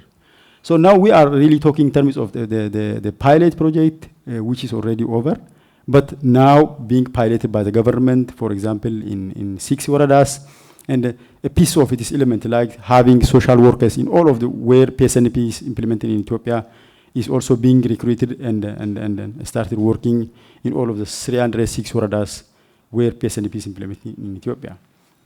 With this, I hand over the Irving for the quantitative part. So, a brief overview of how the impact evaluation exercise was structured. This is a partnership between the IFPRI, the government of Ethiopia, UNICEF Ethiopia, the IDS at the University of Sussex, and Cornell University. Now, the IFPRI and IDS were the ones who set up the study design and conducted the analysis on social and health outcomes, while the FAO focused on outcomes related to productive activities. The baseline survey was conducted in 2016, and 24 months after that, also the follow-up survey was carried out. Now, there are 3 treatment arms in this impact evaluation. The treatment group, the T group, includes households, both new and existing PSNP4 clients, who receive the INCT package. There are also 2 alternative control groups. The C1 group includes households in the same cabales as the T group, but who do not receive the INCT package, and they are not clients of the PSNP4. The C2 group includes households that are new or existing PSNP4 clients in cabales that were not going to be covered by the INCT. Again, here in this graph, I am illustrating the relationship between the timing of the surveys and the timing of the programs. As we see, the baseline survey missed the start of the program by almost 5 months, and it took place 5 months after the program had been in operation, both the INCT and the PSNP4. The follow-up survey took place 24 months after that. This approach is what is called the pre-test, post-test non-equivalent control group design. And the estimation approach that this allowed is a double differencing approach, whereby the cross-treatment difference at baseline is subtracted by the cross-treatment difference at follow-up. So the impacts are measured as distance B minus distance A. Now, since we have 3 groups, we can make 3 kinds of comparison. T versus C1, the T versus C1 comparison identifies a mixture of impacts of the PSNP package and of the INCT component as well. So it's basically the effects of cash plus the access to complementary services plus the livelihood component plus the extra elements brought by the INCT, so strengthened core responsibilities and also the nutrition sensitive agriculture. The T versus C2 components identifies the effect of the INCT alone, and the C2 versus C1 component identifies the PSNP package, the impact of the PSNP package alone. But we focus only on T versus C1 because the comparability of T versus C2 and C2 versus C1 is severely compromised due to the fact that the C2 group was, the C2 sample was collected in sites different from those where the T and C1 group were collected. The T and C1 arm were collected, are households within the same communities, while the C2 arms are in other communities where the INCT was not planned to be rolled out. So that differences in sites basically introduces differences in observables between these two groups. I am going to motivate through the analysis of balancing checks why we made this choice. Now, I'm going to skip this slide in the interest of time. So we have the design foresees two samples. One is the mother-child sample.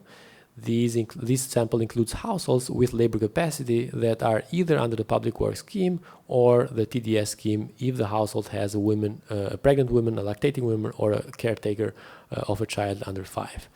The second sample is the under 5 sample. These are households with or without labor capacity, whereby the household with labor capacity benefit from the public works program, and those without labor capacity benefit from the permanent direct support program.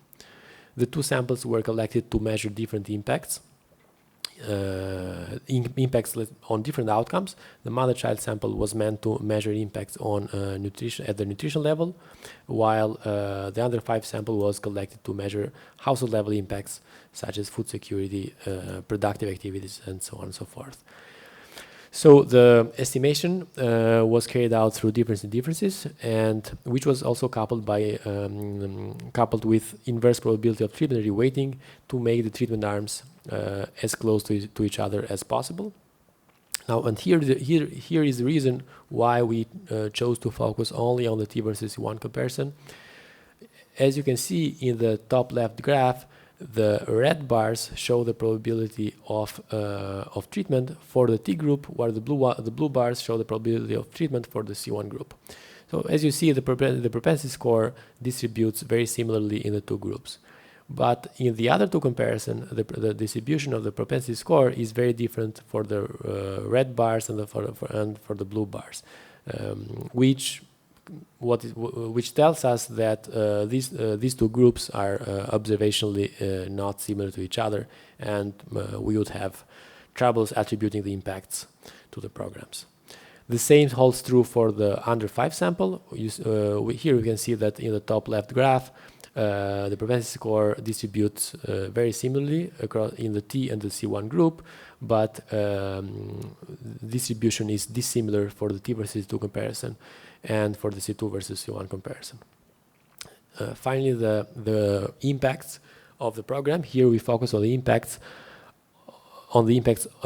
for a selected group of outcomes, basically crops, livestock, diversification, land use, and the use of mechanized tools. The gray bars indicate statistically insignificant impacts, while the blue bars indicate statistically significant impacts. The numbers refer already to the relative change, so it's percentages. So starting from, for example, from the mother-child sample, which is shown on the left-hand side, we see that the PSMP and the INCT produced generally positive impacts, which were concentrated mostly in the livestock sector.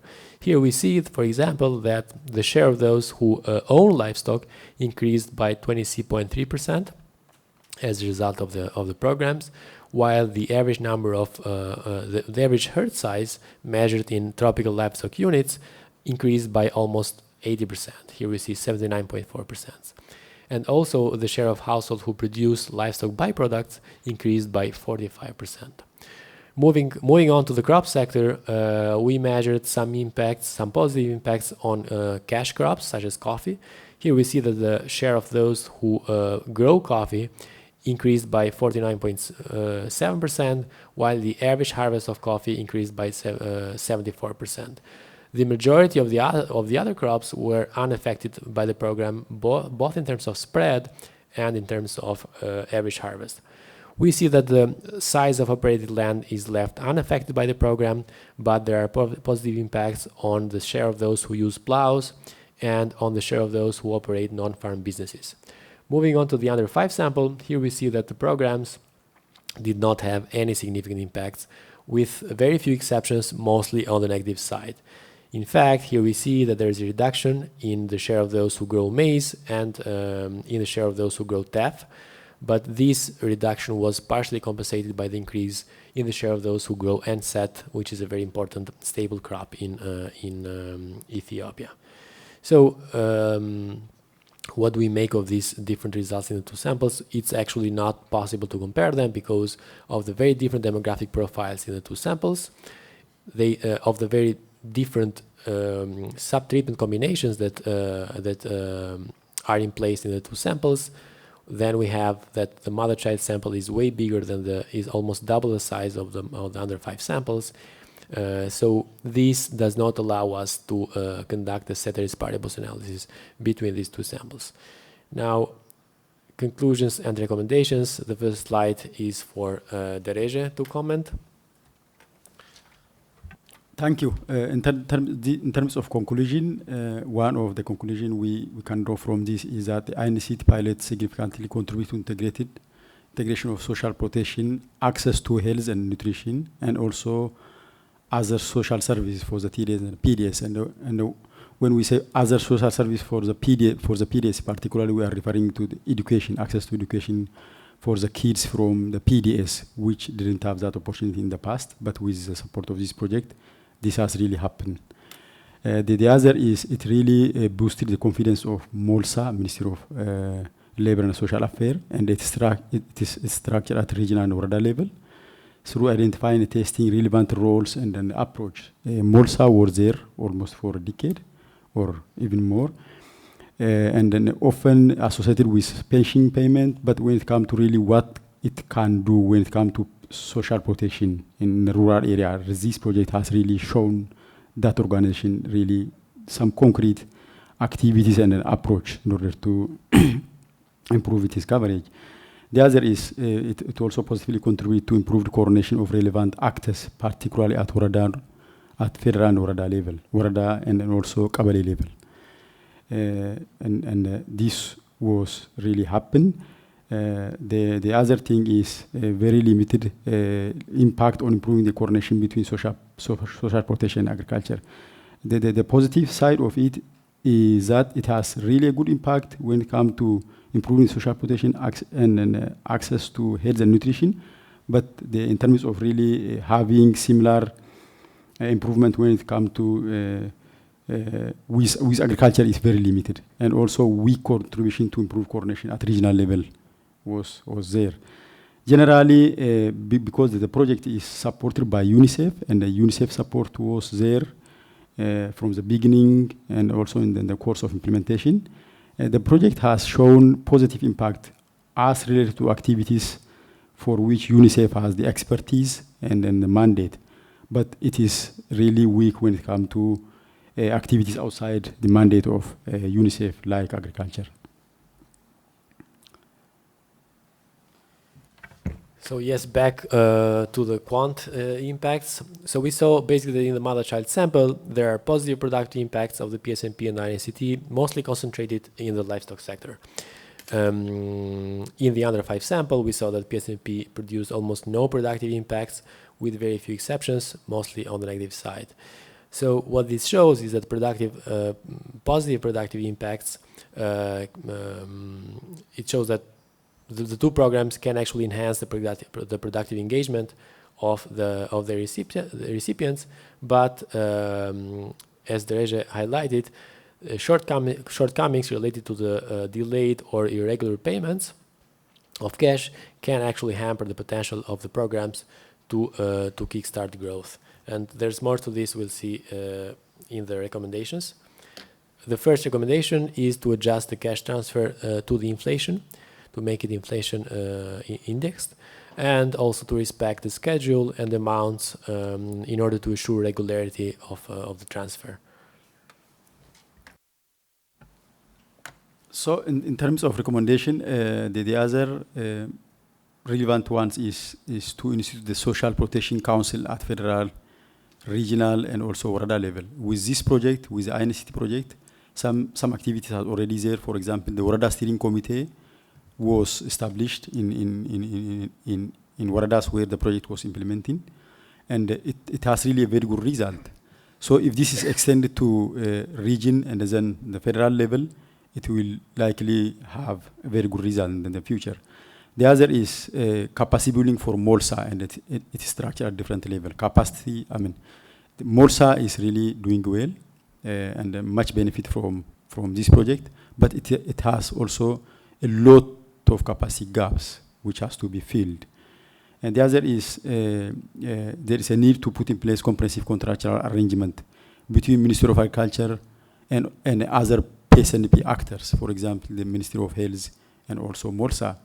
The one they have so far is very loose, and the resource, all the PSNP resources in the Ministry of Agriculture. So it is like only activities and the program implementation is pushed to others while resources in the hand of Ministry of Agriculture, and this has to be changed with very strict contractual arrangement, including the budget of the program. The other is improving internal coordination within the Ministry of Agriculture itself. Ministry of Agriculture is responsible for PSNP, and it is other wing, the extension department has to really improve, support the implementation of PSNP, which is not there currently, but this has to be really changed in the future. The other is involved relevant PSNP coordination mechanisms, which is already there for PSNP, like the public or technical committees, the food security task forces at different level. This were neglected when it comes to the INCT program, but in the future, this has to come on board to ensure improved integration between social protection and other sectors, particularly with agriculture.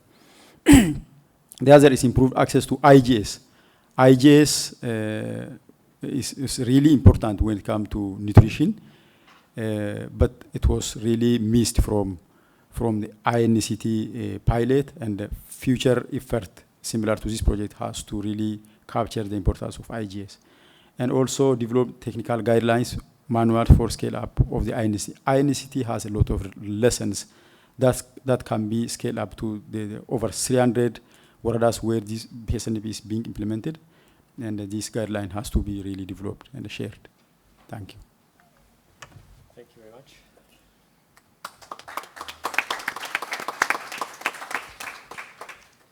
So thank you so much. I understand it's a quite perfect two studies that we have here, but let's abuse to scientific wisdom from Carolina and Benjamin. Carolina, you have the floor. I will take advantage of the translation, so I will change to Spanish. Sorry. A ver, yo quisiera comenzar con un comentario general que aplica, creo, a todos los trabajos que hay sobre análisis institucional. Todos los trabajos que he leído preparando esta reunión tienen muy buenas descripciones de lo que sucede en quiénes son los participantes y cuál es el resultado que se obtiene, cómo se relacionan en el campo, en la definición de las guías, de las políticas. Sin embargo, hay poca discusión sobre qué instrumentos tienen para realizar esa actividad interinstitucional o intrainstitucional.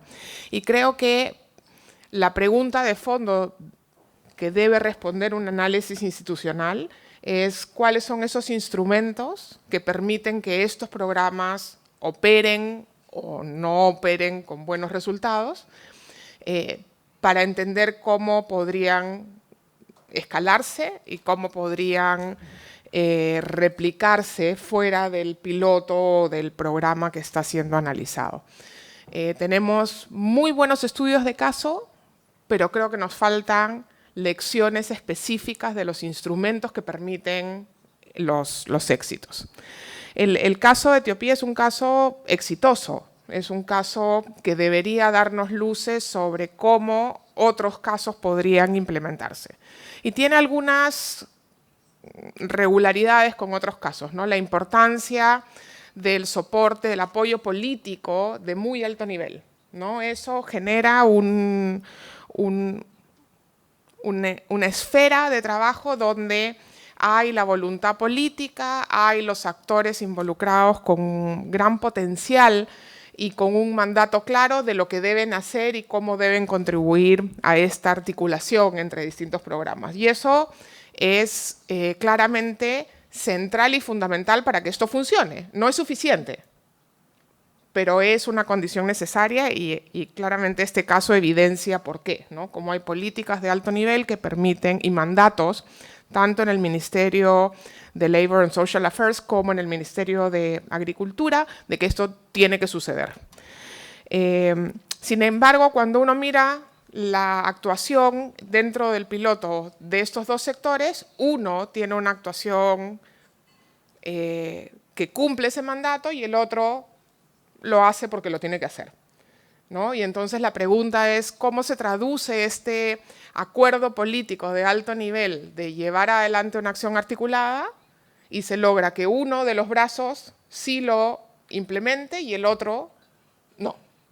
El otro queda como lo hace por cumplir. Y ahí hay una falla institucional, ¿no? Entonces, ¿cómo discutir ese acuerdo político para lograr que ambas partes puedan cumplir el rol que les corresponde?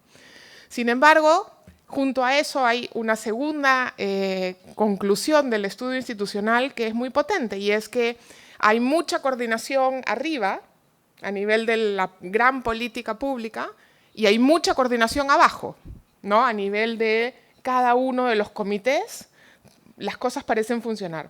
Sin embargo, en el medio, en el nivel federal y provincial, la coordinación no funciona, ¿no? Y entonces es un caso particular porque habría que discutir cuáles son los elementos que hacen que funcione en la base, ¿no? Que es donde generalmente hay más problemas porque está más cerca de la implementación, ¿no? Y no funciona en los niveles intermedios. ¿Cuáles son los instrumentos, ¿no? ¿Qué es lo que ha permitido que funcione en la base de la coordinación? Es porque es el mismo trabajador social, el social worker a nivel de base que cumple varias funciones, es porque estos trabajadores sociales fueron capacitados especialmente para trabajar en esta acción coordinada. Creo que eso es lo que nos daría luces para extraer las lecciones claves de esa coordinación al nivel local, que es muy, muy importante. Y un último comentario que creo que es relevante en este caso para el tema institucional es el rol del actor externo, ¿no? De UNICEF en este caso, ¿no? Que cumple un rol fundamental, como era de esperarse, en aquello en lo que es especialista, ¿no? En el lado de la salud, de la nutrición, pero no logra cumplir ese mismo rol en algo que le es más ajeno. Y entonces la pregunta es, ahí, ¿cuál es el rol realmente de este actor externo como articulador, ¿no? Porque si es un articulador que solamente funciona en los temas de su especialidad, necesitaríamos entonces pensar que necesitamos otro actor externo, no sé, la FAO, ¿no? Por ejemplo, que se ocupe de la parte agrícola y sea la FAO la que coordina con UNICEF para llevar este rol del actor externo que parece ser efectivo en el caso de UNICEF.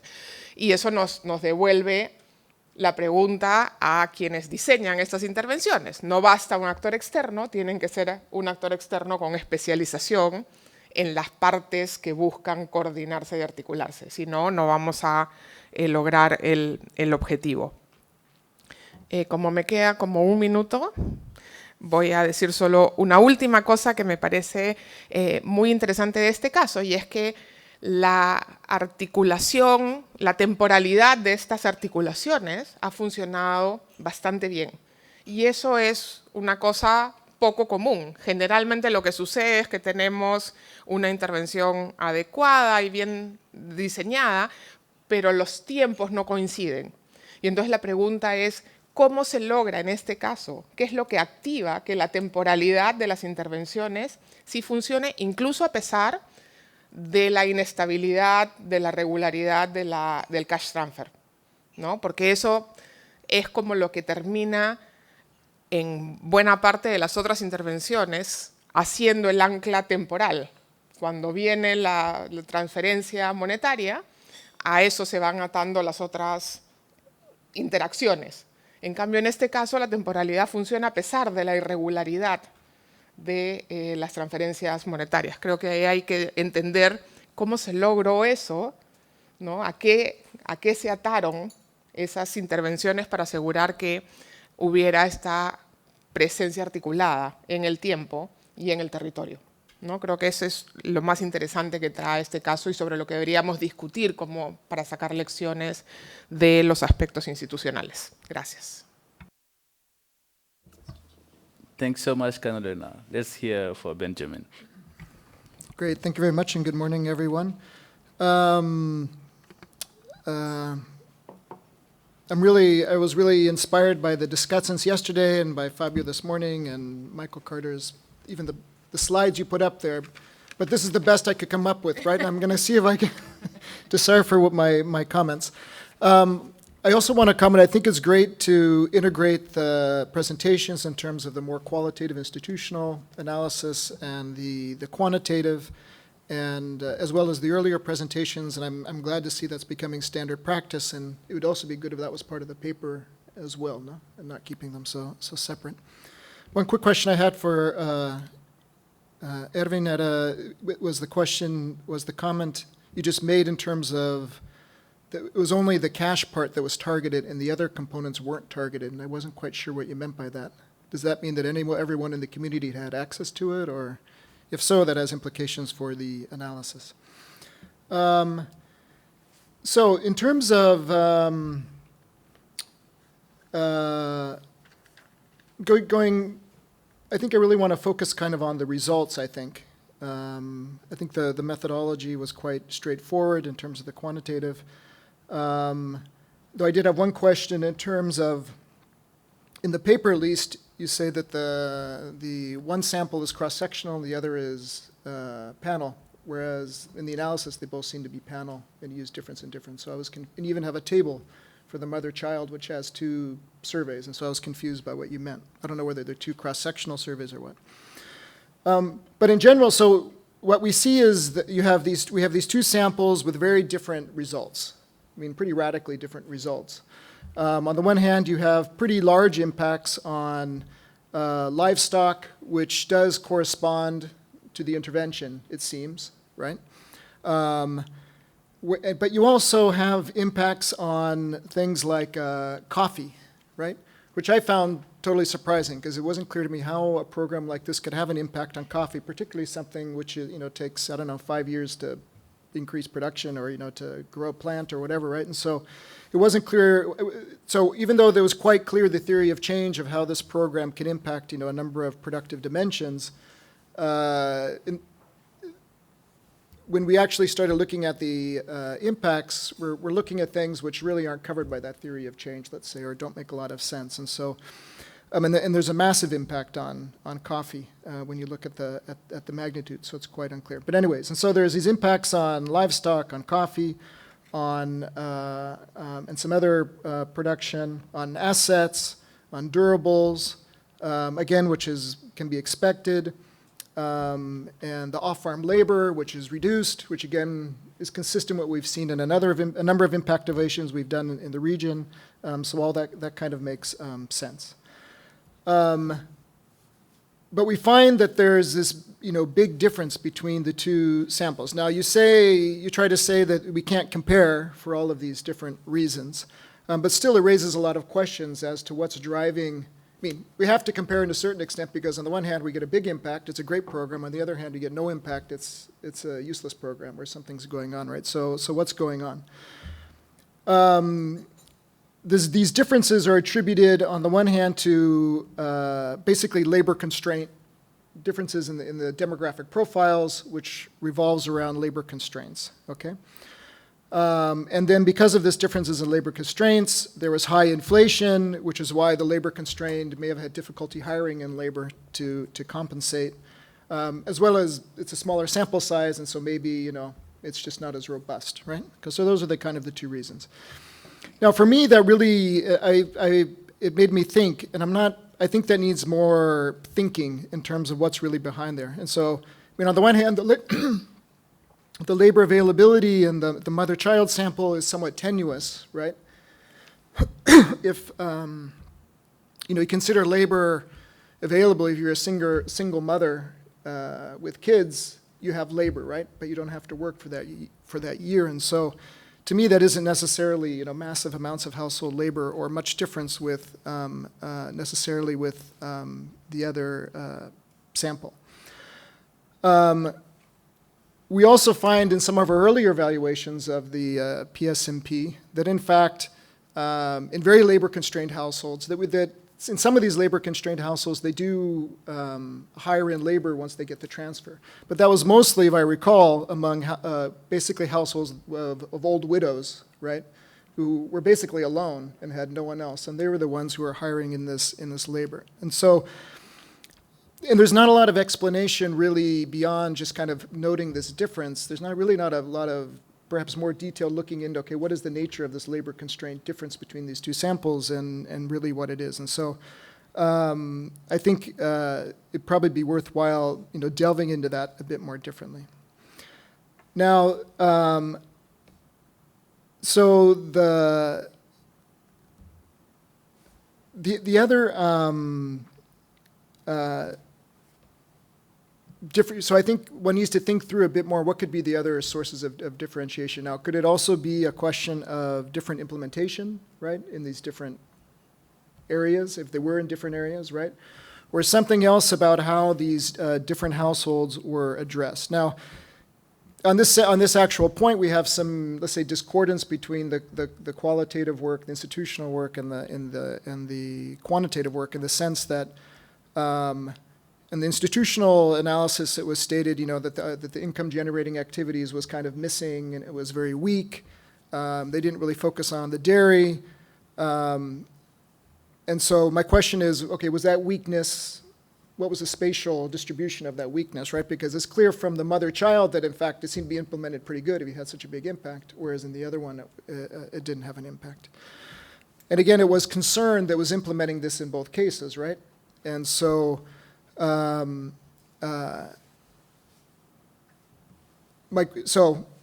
which leads to another question is, there's another component of the program was around the huertas, or the family gardens, which there was no impact anywhere, basically. And so my question is, was concern doing the livestock as well as the family gardens? And so were they doing some, and in the paper it says the concern didn't really get to many family gardens, or they didn't reach many households with the family gardens. And so that wasn't given as one package. Clearly, it was different packages. Or I mean, it's not unclear how that was implemented and how relevant that is for the actual impacts. I think also the whole point of this intervention was around nutrition-sensitive agriculture. And now I know that that it was IFPRI who was doing the nutrition impact analysis. But I think it would have been good even just to report what their results were, right? So, because you would expect all these livestock impacts to actually have a big impact on nutrition in terms of dietary diversity and what have you.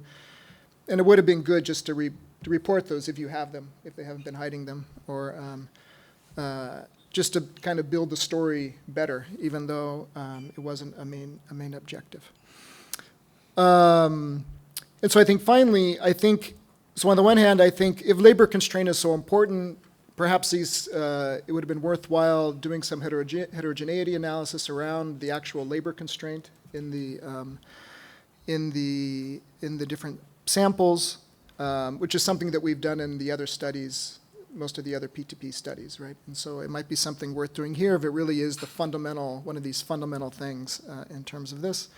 And also really, I don't know, again, it seems as though there's also a heterogeneity around households have been, how long they've been, and if they are in the PSNP, right? And whether that's also a relevant aspect to do some kind of heterogeneity analysis, and if that kind of explains somehow the differences between the different groups. Thanks. Thanks so much, Benjamin. So before getting back to the different presenters, I would like to open up to the audience. Can I just mention one more question? The one thing I missed here, and that is around this whole issue of doing the sample size. And to me, the smaller sample size didn't really seem to be the issue when you actually look at the results. The results are so different. It's not just a question of not being significant for the under 5s. In fact, they're in different directions, and even the magnitude of the result is totally different, right? And so, to me, it doesn't seem to be a question of robustness, but just there's some fundamental systematic difference between these two samples It either has to be on the implementation or it has to be on something, basically. Thanks. Now your 10 minutes are over. So let's open up to the audience, feedback from the scientific committee as well as the participants.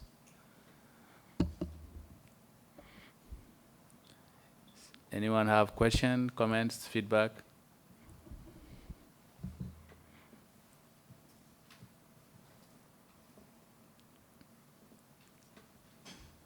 No question? Feedback? Okay, so maybe we can give the floor to the presenters. Dereje first, after Erwin. Thanks. Okay, thank you so much. The comments are very useful. Just to give some clarification in terms of probably what was missing from the presentation is in terms of the tools we were utilizing. The instruments, basically when we start the assignment, we start with a deep review, literature review. I'm putting in perspective different policies and strategies and also programs, including the PSNP itself. So we begin with that, and then that was followed by a primary field data collection, both with the stakeholders at different level, from federal down to a Kabale level. And also with different ministries, including the NGOs and also the UNICEF. That was part of the the project. And also we had also focus group discussions with communities. So in all of the Kabales where we were implementing the assessment, we were conducting focus group discussions with the TDS and the PDS, and also the government structures directly working in the community. So these are the tools we were utilizing. In terms of the political will and then also the paradox therein, while one arm of the government is fulfilling its mandate and the other is not doing, yes, that fact is there. For example, Molsa was trying its best to implement and also to realize the purpose of the project. But when it comes to the Ministry of Agriculture, they were really in between. The problem is basically because of resource. Look, if you look, I mean, this project fits into the PSNP, the safety net program. And the safety net program is under the Ministry of Agriculture. It bears the major responsibility to really facilitate the implementation of this project. But the issue is there is issue of resource. The PSNP in Ethiopia is, Erwin was indicating, the second largest with millions, over 600 million USD dollar allocated, and this all resources in the hand of Ministry of Agriculture. And it continue insisting not to really relocate or share this resource with other actors who have a stake in the implementation of the project. So Ministry of Agriculture knows it is there in the last 3 phases of the program. The resource was in its hand. And with PSNP for now, there is more push coming from other ministries also to share resource, but the Ministry of Agriculture is still insisting. So that's the major gap I see. But generally, if you see, really in terms of the overall political will at national level, it was really very good. That's it. The other thing is why coordination is missing at regional level, why it is also working down at Orada level, and also it is better at federal level. The missing at regional level is mainly because of the fault of the project itself. Look, at federal level, the nutrition task force is there. It was contributing to the design, and going beyond, they are also supporting the implementation of the project. Though we don't have that nutrition task force at regional level, but there are also other relevant ones, like the Public Technical Committee and the Food Security Task Force. The problem is the project itself was not really bringing on board those important actors. So at regional level, basically the INCT project was pushed to the regional Bolsa, and others were left behind. That is the thing. The role of external actors, as I said earlier, this project was funded from Irish Aid through UNICEF, So UNICEF was channeling the resource as well as also providing technical support. But they are really supporting much in terms of their own sectors on which they have very good knowledge and insight. And agriculture is now going beyond. Not only UNICEF, but also Concern. Concern is an NGO, very good experience when it comes to health and nutrition, but doesn't have really experience when it comes to agriculture. So they were not expected to now implement agriculture. They could have collaborate with other sectors. The Ministry of Agriculture and other sectors are there, but this was not happening. So basically, this is a weakness from the project side. The wrong timeliness, taking the case of transfer. In the transfer provision to the PSNP client, there are really number of actors involved. It is a joint effort of so many actors, including the microfinance. So because of the involvement of so many actors, it couldn't happen as expected on time. And I think this is also the key agenda from the government side, and they are working on it. I think this is all I can say. Thank you for the comment.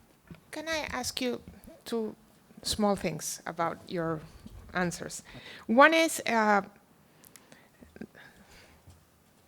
one conclusion of your comment about the role of UNICEF and Concern in the implementation is that the same problems of coordination and articulation that we are asking the governments to solve happen with civil society and with international agencies. And that's something we need to address, because if not, we are blaming all the time that governments don't have good coordination units and they don't have the will to share their tasks, but we do exactly the same at home. Never seen the UN in a country. Exactly. That's why, I think that is a very powerful conclusion of your institutional analysis that has to be placed in the document, because it says that UNICEF works better in whatever they are specialized. Yeah, the Ministry of Agriculture works better when he works alone in the field he's specialized. That's true for everybody. And the other comment has to do with asking, double click on the things that really worked. Why they really work. Because the things that don't work, we say, resources were not enough, were not very well distributed. The assignment of the resources or the design of the program has a problem. But, the local coordination, why did it work? Because they trained the same person for two different tasks, because the same local agent was working with two institutions at the same time, because they were very good friends and they went for drinks every Friday, or because in their contract they have a cross incentive to achieve the result. That is really key to make, to take lessons from this good result at the local level.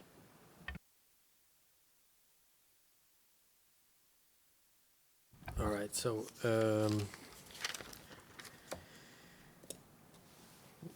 thank you, Ben, for the very useful comments. I think combining the quantitative results and the institutional findings into one report can actually increase the evaluated of the findings. The targeting of the PSNP4. So of the three components, cash transfers, access to complementary services, and the livelihood component, the eligibility criteria are specified only for the cash transfer, and the access to services is allowed to all of them. No one is excluded from it, and the uptake of the livelihood component is voluntary. So each cash transfer client self-selects into one livelihoods and can receive the training and the technical services. The issue of panel versus repeated cross-sections. Now, the mother-child sample is a repeated cross-section, while the under 5 sample is a panel, so households were interviewed twice at baseline and follow-up, but in the analysis there is no within subject differencing. So we do not take advantage of the longitudinal dimension of the under 5 sample to keep the same estimation approach in both samples. So how is it a difference in difference? Yes. It's not. It's a difference in differences, yes. Yes. It's a double differencing, but not within subjects, which we could have done for the under 5 sample, but we didn't. The difference in the impacts across samples. Yes, this is very puzzling. It's very likely to be a combination of the factors that we have listed. And the most likely culprit is clearly the demographic composition of the two samples, specifically labor capacity. Now, because in the mother-child sample we have only households that have at least one able-bodied adult in the household, and in the other sample there's some households that which do not have not even one able-bodied adult. But previous results have shown that also labor-constrained households can actually benefit productively from cash transfers. But what happens here is that there was a reduction in the purchasing power of the cash transfer due to inflation and irregularity of payments. If you combine these two factors, then what might have happened is that labor-constrained households, those that are labor-constrained, are actually cut out from the possibility of hiring labor, of using that money to hire labor on the market. This is one possible explanation, but doing heterogeneity analysis here is also an alternative. We tried it actually to subdivide, to do subsample analysis and do the comparison of T versus C1, for example, only for the public work beneficiaries and separately from the PDS beneficiaries who have no labor capacity. But again, to do heterogeneity analysis, you need everything else to be held constant, right? So when you do it, when you split the sample, everything is the same. Say in male versus female-headed households, everything is the same, including the treatment, right? So that you can isolate the impacts of that specific covariate, which is in this case is gender of the household headship. But in this case, if you split the sample between PDS and public work, then they also benefit from different stuff, because the PDS entitles you to 12 months of transfer per year, while the other subsample benefits of 6 months of transfers per year. Then problems are compounded when you keep into when you take into account also different demographic profiles of these subsamples. So it's a good suggestion. We'll definitely look more into it, but it's also a difficult setting, to do heterogeneity analysis, because too many things change whenever you try to split the sample. Why the impacts on coffee? Yes, this is also puzzling and unexpected based on the theory of change. Although most of the positive impacts for the mother-child sample were concentrated in the livestock sector, where we do expect them to be, because the nutrition-sensitive agriculture component of the INCT did some one-off livestock transfer, specifically poultry in this case.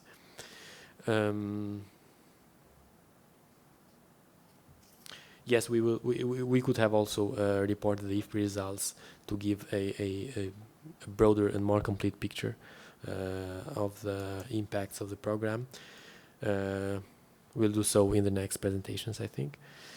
This is it on my side. Can I just ask one question? So, but if you make that argument around labor constraint in the under 5 sample, I mean, so basically labor constraint is correlated with treatment of the intensity of treatment, right? In both samples, right? So it's as much, it could have been a different treatment as much as labor constraint, right? And so perhaps that should be as much of the argument as being labor constrained, right?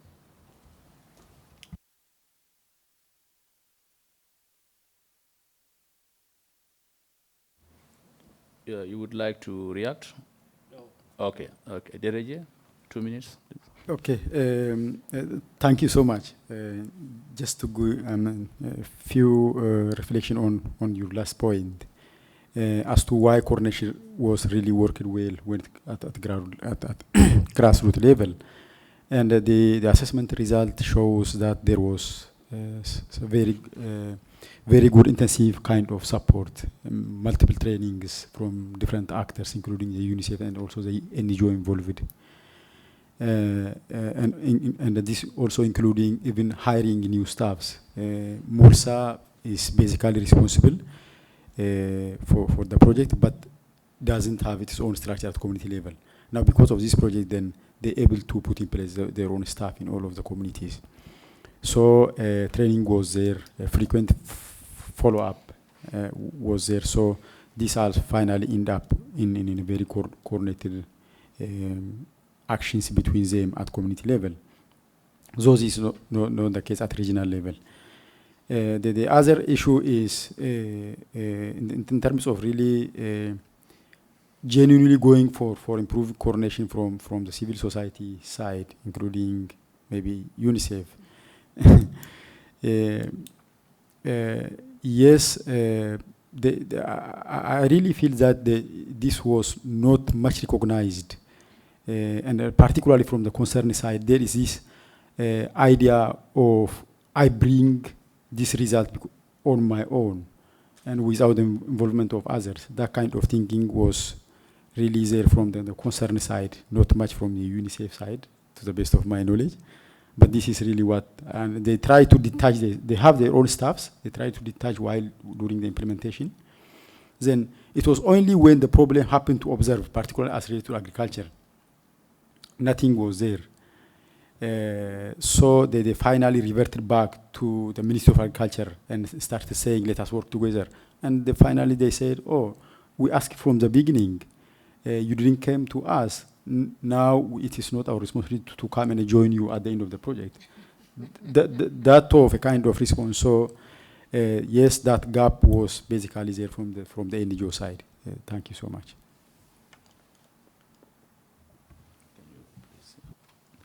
Thank you so much. So last chance for the audience, comments, feedback. Yes, please.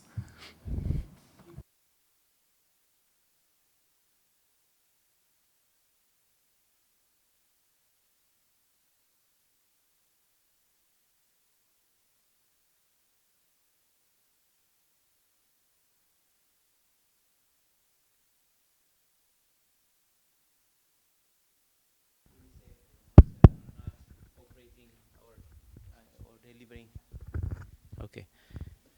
They're not conducting this project throughout the country. So if you could talk a little bit about your expectation of what would happen if this is implemented nationwide and the external validity of your results. That would be good. Thanks. Thank you. Dereje, would you like to? Okay, I think the result of this project, I feel many of them are scalable. For the reason that one, the PSNP, the larger PSNP itself, expects those to happen, and many of the intervention that was implemented by this project were not new.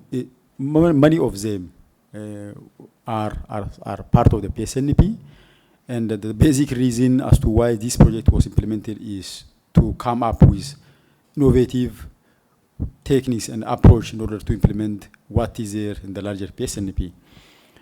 So this is the expectation, and it is more likely that they are scaled up with the government itself, because the major implementer of the PSNP is the government itself, the Ministry of Agriculture. There are some areas where NGOs are playing a role, like which Concern was doing in this case, and many of the activities are scalable.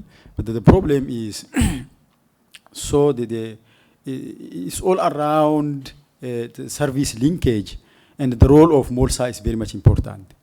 Now the issue is whether Morsa is in a position to have its own community level agencies in all of the waradas, and over almost half of the waradas we have in Ethiopia are covered with PSNDP. And Morsa is expected to there in all of the communities. And this organization is not really there in terms of that, having that capacity. So that is the key gap I see. Thank you so much, Dereje. I would like to thank all the panelists for the presentation, for the very relevant feedbacks. I would not summarize, but just to say that I think my take is, for sure, there are missing middle in terms of coordination mechanism. And enablers are matter. What we see in the PSNP program is technically sound, but in terms of enablers, enabling environment, taking into account the governance mechanism to really set in place, considering the institutionalization of the different stakeholders that are participating in this program is to some extent missing. It's also about tools to operationalize this coordination mechanism and to make sure that the multiplier effect by joining, combining social protection and livelihood intervention is there. This is definitely something missing, and I can tell you that now we are reviewing the graduation system, and this is something we are already starting to discuss with the government for the next phase of PSNP that will start in June 2020. We talk a lot about irregularity of cash transfer. I have a question.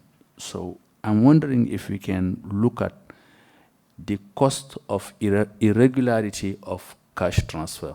I know that we have a lot of study showing the impact between those who have regular cash transfer, those who don't have, but what is the cost of irregularity of cash transfer, not only in terms of economics, but in terms of food security and specifically in terms of social capitals? Because these people, they get trust knowing that they will get money in a regular basis. So I would like to have a kind of, I don't know, early warning social protection system or do not harm system to make sure over the time we can give advice to the government that it's good to have to invest in social protection, but regularity is very key, and it will avoid to really have negative impact for those who have. So thank you so much. I close the session. Thanks.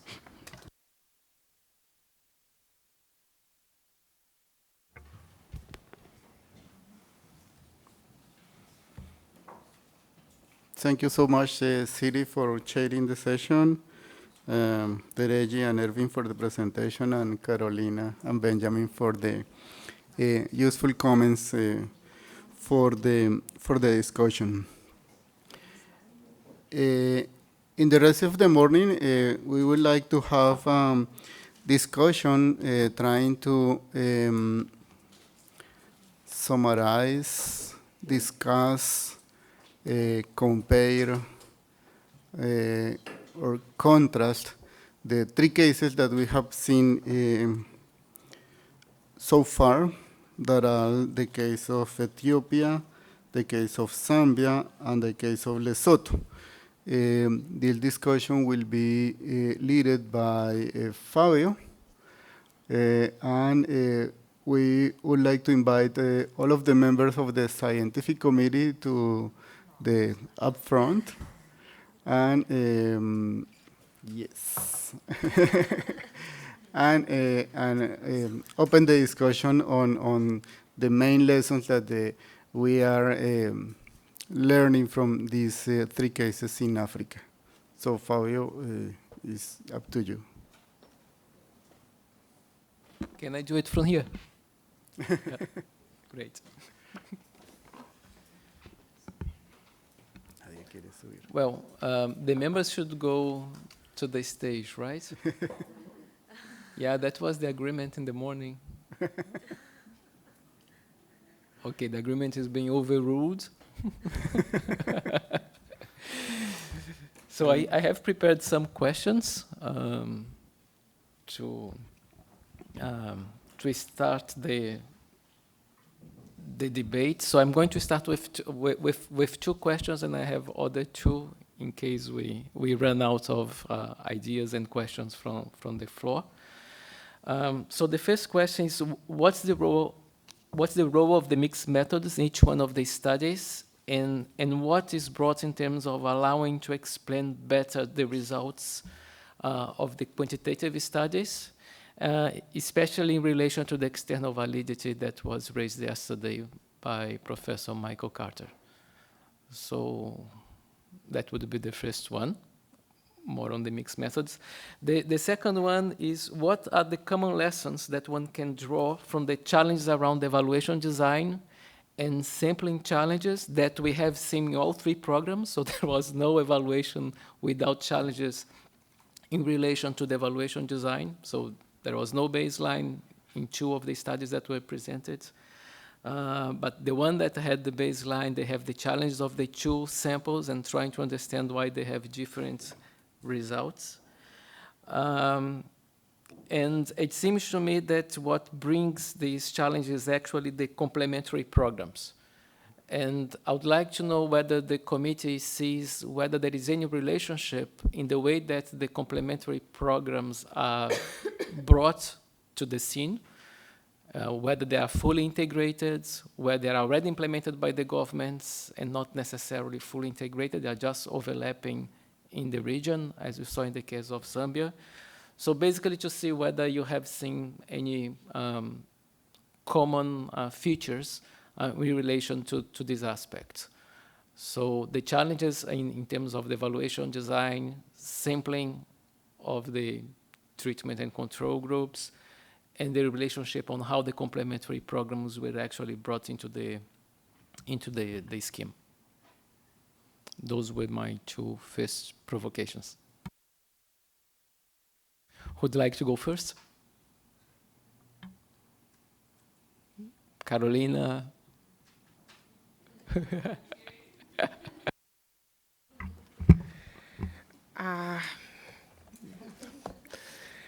Okay, let me say two things to allow Michael and Ben that know more about evaluations to have a very good answer for your questions. The first one is about the role of mixed methods. And I think, you know, we're just in the beginning of learning how to integrate different types of methods in one evaluation. And I think the challenge for all of us is how to have one nice story about the results of these interventions that takes advantage of the institutional, the qualitative, and the quantitative results. And most of what we've seen in these three cases, probably the best effort was this one of Ethiopia, integrating the results in just one story. And I think that's the challenge. That's why mixed methods are interesting. However, we have some contradictions coming from the usage of mixed methods, like in the Zambia presentation. You have some results coming from the quantitative and some opposite results coming from the qualitative portion. And I think that discussion is the one we don't know how to solve. When all the results go in the same direction, we tend to make it easier. But I think in the contradictions is where we have to dig more. And I think we are not really doing that. And mostly because we have one person in charge of the institutional analysis, one person doing the quantitative analysis, and one other person doing the qualitative analysis. And then they sit together and said, well, we need to present. Okay, I'll present my part, you yours, and then everybody's happy. But, you know, the integration part is the issue. And there's where we should put our efforts instead of digging in each of these three parts. That's one thing. And the other thing I was going to say, I forgot, but I gave enough time to Michael and Ben to prepare their comments.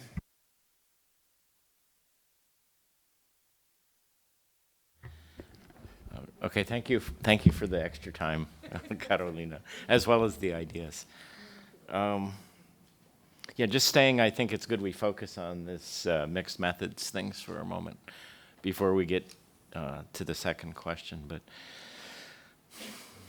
so let me just offer, so I'm a quantitative person, so you should discount what I say because of that. I did a qual-quant study once, and I said I would never do one again, but so I'm also putting my other biases on the table. But I think where I think these things can sometimes work is, we should recognize what are the strengths of the different methods.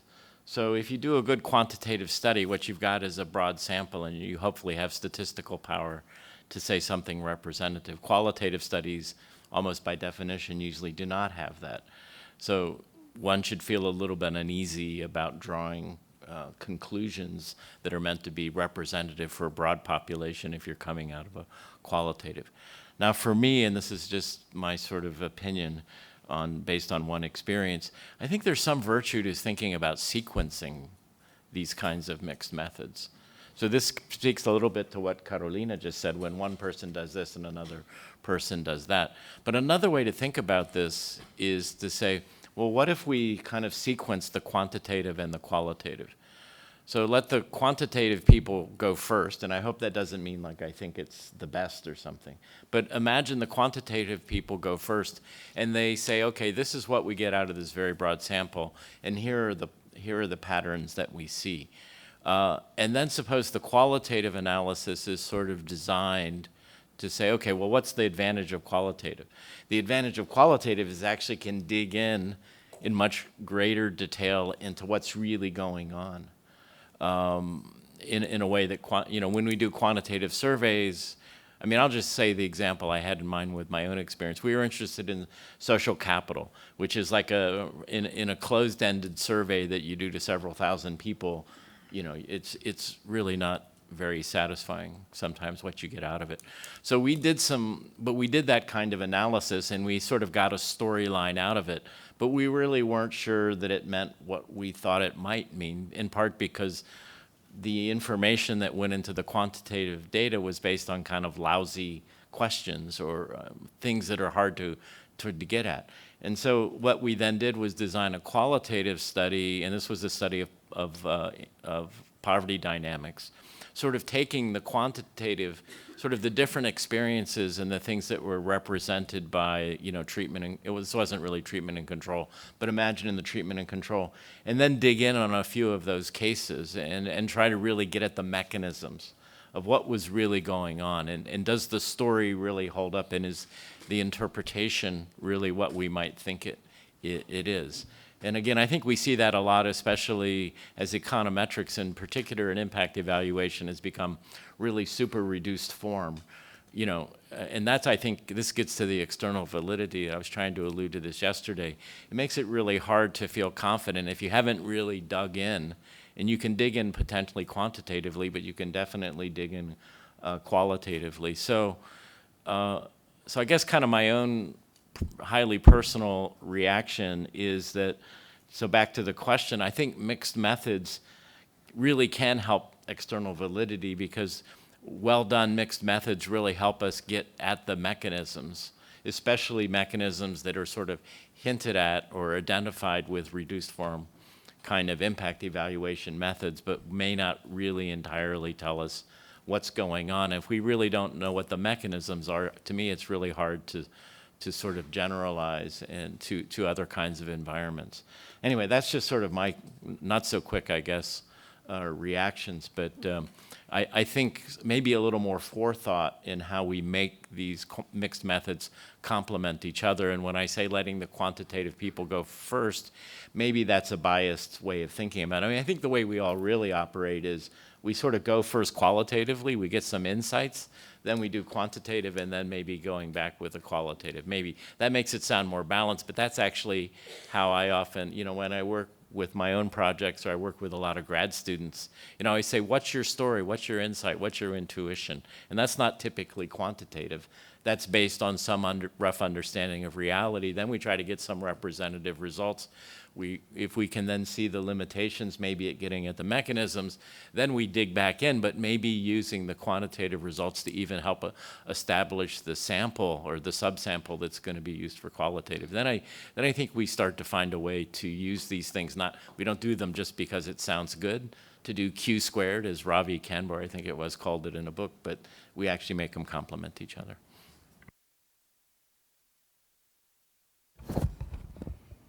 Yeah, well, I guess just follow up on what Carolina and what Michael said. I mean, I think it's pretty clear, and I think the one merit of the P2P and the transfer project was precisely this, bringing in the quantitative, the qualitative, as well as the simulation models into kind of a package, let's say, of evaluation. And I see it as well in a number of the efforts here, both in Africa and Latin America, to do the same. And it's clear that the qualitative work is important in the sense of, as you say, it's very important in terms of, I mean, to me, it needs to come all throughout, right? So it needs to come before, during, and after, right?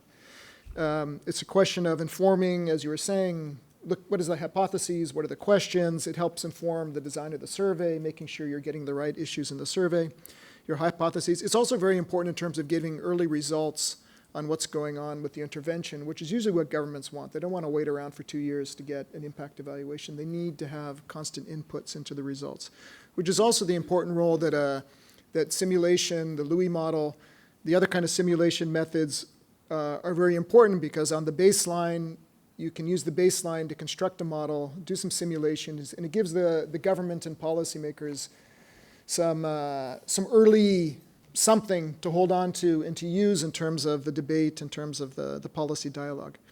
And then, of course, the qualitative work is very important to the interpretation, as you were saying, basically telling the story and having a logic and having a narrative, which, if you just rely on the quantitative, frankly, it always pretty much ends up quite short in terms of actually having a coherent narrative, and at least in my view, and logical story.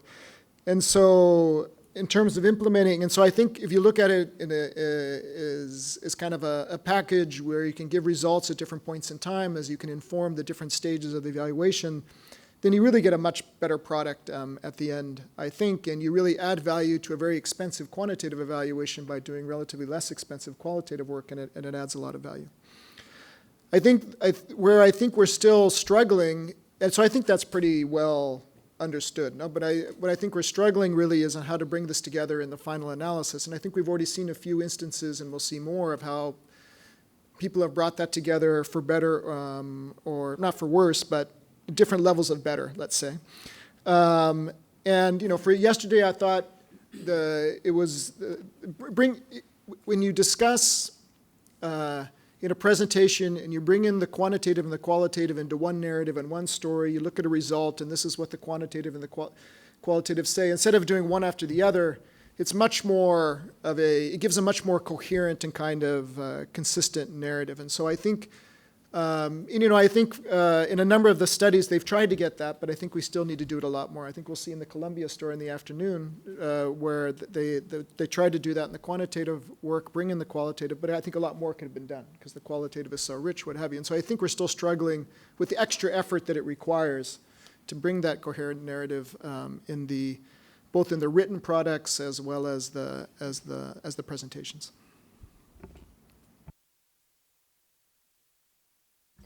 Nobody's going to the second question. Carolina, you want to set the stage? Actually, before we go there, can I just, Ben's comments provoked me just thinking about this a little bit more too.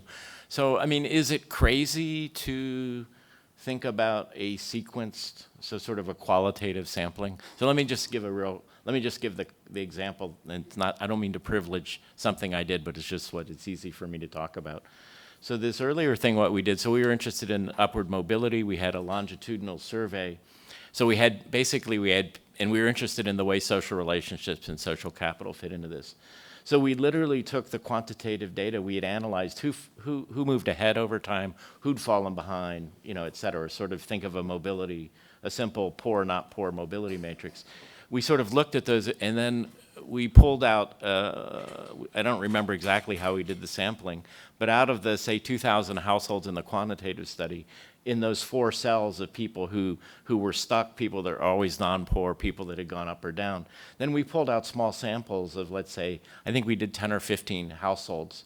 And then the qualitative team went and visited each of those 10 or 15 households. And specifically, you know, sort of their agenda was, let's really dig into understanding the mechanisms that kept some people poor, that allowed some people to stay non-poor over time, and particularly the ones that provided upward or downward mobility.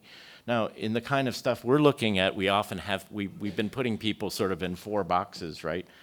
Roughly speaking, we've got, you know, 2 treatments and a super control, and we've got them both together. I mean, suppose you sort of picked people in both of those boxes, you know, based on sort of not only their representativeness, but people in both of those boxes who either did really well or who didn't do so well, right? So those who got both treatments or neither treatment. If we're really interested in synergies, for example, think of that box where people got both programs.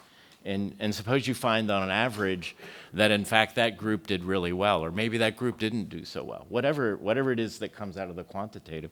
Suppose you then, and you went and you picked out some cases that seem to give a little bit of variation, but basically represent that story. And then you sat down with the people and say, let's talk about the synergies. Obviously you wouldn't quite put it that way. But then you could really dig in and you know, if the quantitative stuff seems to say, oh, this allowed people to bear more risk and they did this and they did that, well, let's go ask some people. And if they look at you like you have 2 heads and you say, well, you've got PSNP and therefore you must have invested more in livestock, is that what's going on? And they have no idea what you're talking about. And they say, no, that's not what happened. You know, Uncle Benny gave me a cow and, you know, I don't know, whatever. But if that hypothesis really has legs and those mechanisms are working, people should be able to tell you about them. And if they're not, and even if it's in the even if it's statistically significant, but no human being can actually articulate to you in a qualitative context that actually is working, you really should be a little bit worried. And, you know, I think they could learn stuff. So then one could imagine if you did that sort of purposeful subsampling for qualitative, you could then go back and say, well, let's think about this a little more carefully because we're not, you know, the hypotheses are not ringing true with people. That's not how they made the decisions, or maybe they are. And if people say, no, this was really central, I would have never made that investment without PSNP, then you feel really good about it. So anyway, I don't know if anybody, does that seem like something that's feasible to do in a research context? We talked about coordination amongst institutions, but this is coordination amongst sub-research teams, but could really, seems like a way to possibly really play to the strengths of both methods. Can I ask a question? Where this study was conducted? It was in South Africa. In South Africa. So yeah. Is there a report or? Yeah, there was. The first author on the paper was in the Journal of Development Studies is with Michelle Adato, who used to be at IFPRI.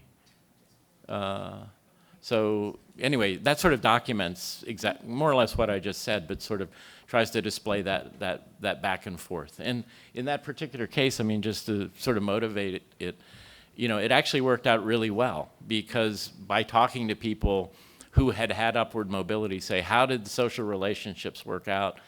And one of the strong things that actually came out was that a lot of downward mobility was from elements of social exclusion, but also sort of very negative social relationships. So that's when I learned from my qualitative friends that the problem was PhDs, which I said, what does that mean?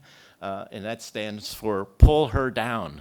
And in a lot of rural areas within South Africa, people who were striving to have upward mobility ran into lots of conflicting social pressures and relationships and things like this, which actually made it really hard for them to sort of move in advance of the average living standards in their community. So a lot of insights really came out that we would never or could never see just with the quantitative kinds of data. Thanks. I would like to invite Robert. In the evaluations of LEAP, how did it work, the interaction between quality and quantity study? Okay, thank you very much. So I think that it didn't work as well as has been described by Michael. Although in subsequent evaluations that we have done and using the LEAP experience, we have tried to integrate the quantity and the quality more proactively by doing some of the things that Michael talks about. So we look at the different, if you like, categorizations with respect to the treatments and with respect to the heterogeneity across our sample, and then try and then interrogate using the qualitative more the results that we do find. Okay. But then I also had a, one general sort of thinking that has been running through this big head of mine. And it has to do with the, essentially the interpretations that we are giving to some of the results, and the fact that we need to probably reflect a bit more on that. Of course, in a way, maybe some of the issues deal borders on the external validity. But I think that other issues also borders on the conceptualization and indeed trying to understand what exactly is driving the kinds of results that we are finding. Let me use an example. So for instance, you're looking at the livelihood components that adds onto the monetary components, okay? They do different things, or they are supposed to be doing different things with respect to tackling issues of vulnerability, both short-term and then long-term. And so whilst the monetary components more has to do with the short-term vulnerability or insulating households from shocks, or if you like, consumption smoothing, the livelihoods component has to do more with the empowerment. Now, more often than not, and I think for many of these programs or all the programs we've discussed, there is always a training component. So the question that I've been sort of asking myself is whether it is, for instance, the assets or the livelihoods component which is driving whatever results that we are getting or not getting, or it is the training component, because they all sort of have different roles. But also related to that is the general issue of the so-called Hawthorne effects, right? If you know that you are being coached, then of course you would do the right things, quote unquote, as opposed to being left on your own and indeed changing behavior as time goes on. So again, it's something that I have been reflecting a bit on. Of course, later this afternoon I get to also comment on the Mali study on some of these issues. So I'm just saying, let us be a bit more thoughtful about the results that we are getting, even on the quantitative side. But it is also why the integration of the qualitative in the quantitative then becomes quite important, because then you can then begin to unravel why you are finding certain results. Thank you. We have a comment here.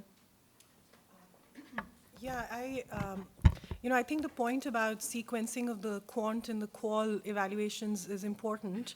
But I also want to direct attention to something which I guess all of us are aware of, which is process evaluations, right? And process evaluations can be both quant and qualitative in nature. I think we shouldn't, I think sometimes we get too caught up in this whole quant versus qual and then forget that there are certain things that both these tools can help us do, such as process evaluations. A lot of evaluations don't pay as much attention to process evaluations as they should be doing. I mean, I think we all speak to it, but when it comes to actually doing it, I think the process evaluations get the short end of the stick. And that actually really helps to really understand a lot of the quantitative as well as the qualitative impacts. So I want to like sort of, you know, make that flag of process evaluations very visible as we have these discussions. But then also on the process evaluations, it has been my experience in the past, again on the sequencing of it, I was involved in this WASH evaluation, and we were very concerned about doing a process evaluation because the worry was that that would actually have those kind of Hawthorne effects. Because once you go and you ask, has this actually happened, then those people who are then surveyed for the quantitative survey, for the quantitative evaluations, we were worried that it would actually bias the results because the process evaluation took place midway. So that's just 2 points on that. Silvio? Thanks, Fabio. So for the story of the mixed method, the sequencing, I think that as opposite to the sequencing, in the case of Lesotho, we have benefited a lot in, let's say, preparing jointly the research questions with the qualitative experts. And this has also had implication for the design of the survey instrument. Okay, for the quantitative impact evaluation, obviously we wanted to respond to the main outcomes and outputs that are part of the logical frameworks of, in the case of Lesotho, CGP and Springs. So we had to measure gardening, financial inclusion, blah, blah, blah. But the fact that we have looked at our instruments, we had commented on our research guides and our impact evaluation design, that has helped a lot. And also when we have planned the local economy studies, with all the caveats, especially for the parts on market clubs, because at the end we really didn't measure, the simulation really didn't measure the market club component, but some hypothetical link to market, while the other actually is a simulation based on the impact estimate that we had on the other components of Springs. This has benefited from the results that we have from the joint, basically, evaluation of the two programs. And actually, following what Ben was saying, we are actually writing also a mixed methods report out of the two separated reports, because the narratives flows much better in terms of explaining the results. So this is something like an effort that we are trying to make in our research. Ana Paula. Yeah, just to complement Silvio's points, because also as part of the P2P, we did this gender studies, and for Rwanda, this is exactly what we did.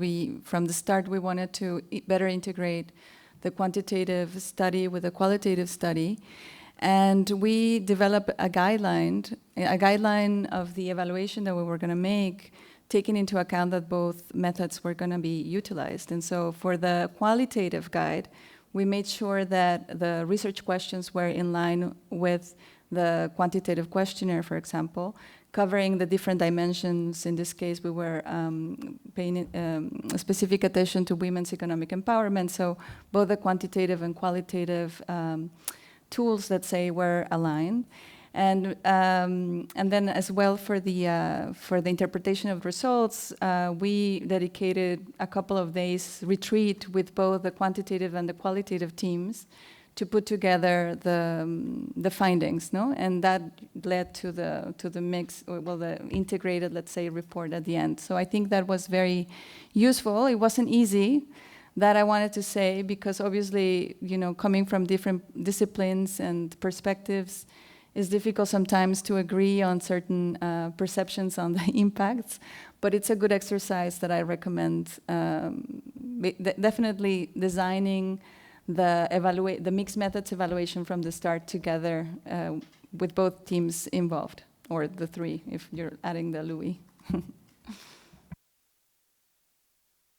Ben? You want me to answer the second question? Or try? I was just wondering, from the Synergies Rurales project, anyone would like to comment on these, the quantity-quality challenges in bringing together?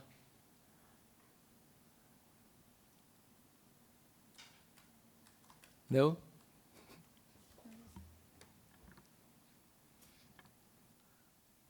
We have like 10 minutes. Yeah, we can have a quick discussion on that.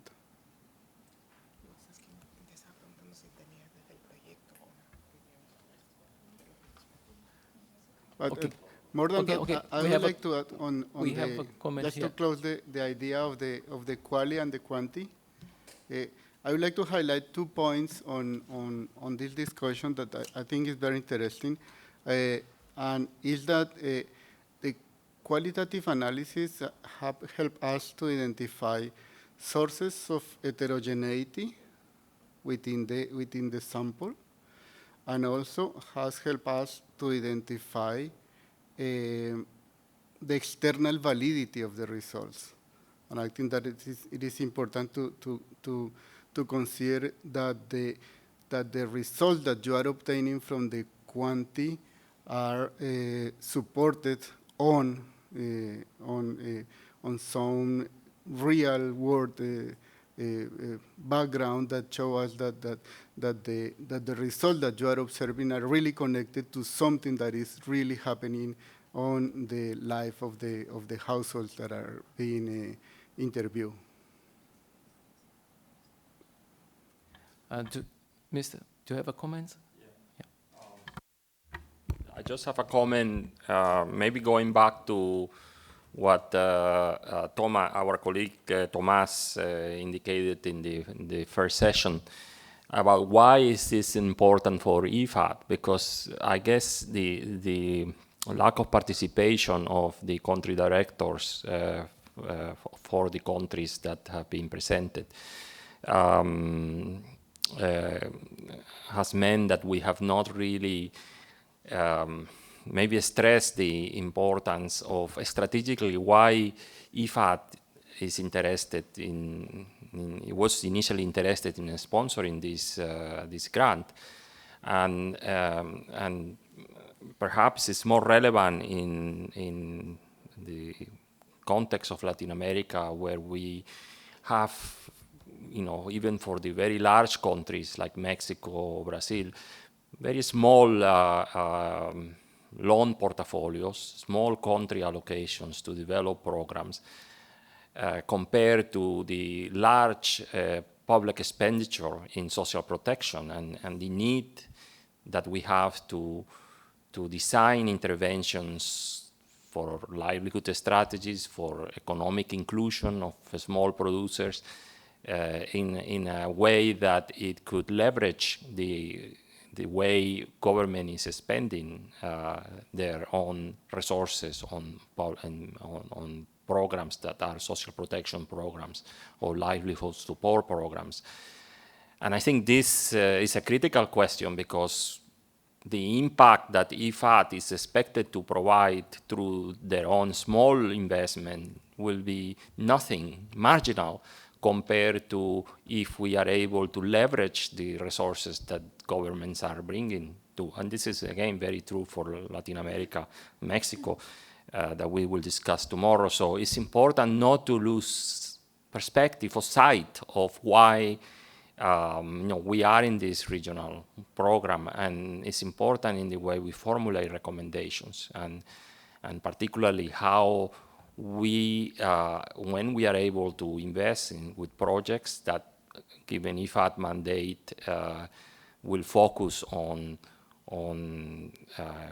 livelihood support, or including poor marginal smallholder farmers into productive activities that can become sustainable and also vehicles for their economic mobility. that we do not, I mean, that we keep in mind, you know, how we design these programs, you know, how are they coordinated or articulated to the other programs to ensure that, in fact, we effectively can leverage on government expenditure, because that is the only way we can say that we can have an impact if we are not only talking about our little resources invested, but really in terms of how governments spend in these programs.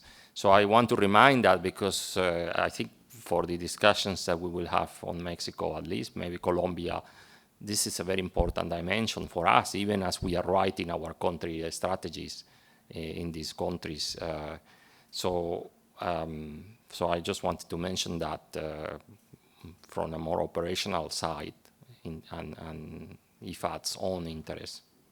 Thanks. Okay, thank you. Before passing the word to Ben, actually my last question was how the results were received by policymakers and influenced the design and the scaling up of the programs, of the complementary programs. So if you want to add some reflection just to borrow from the comments, you can also add something on this.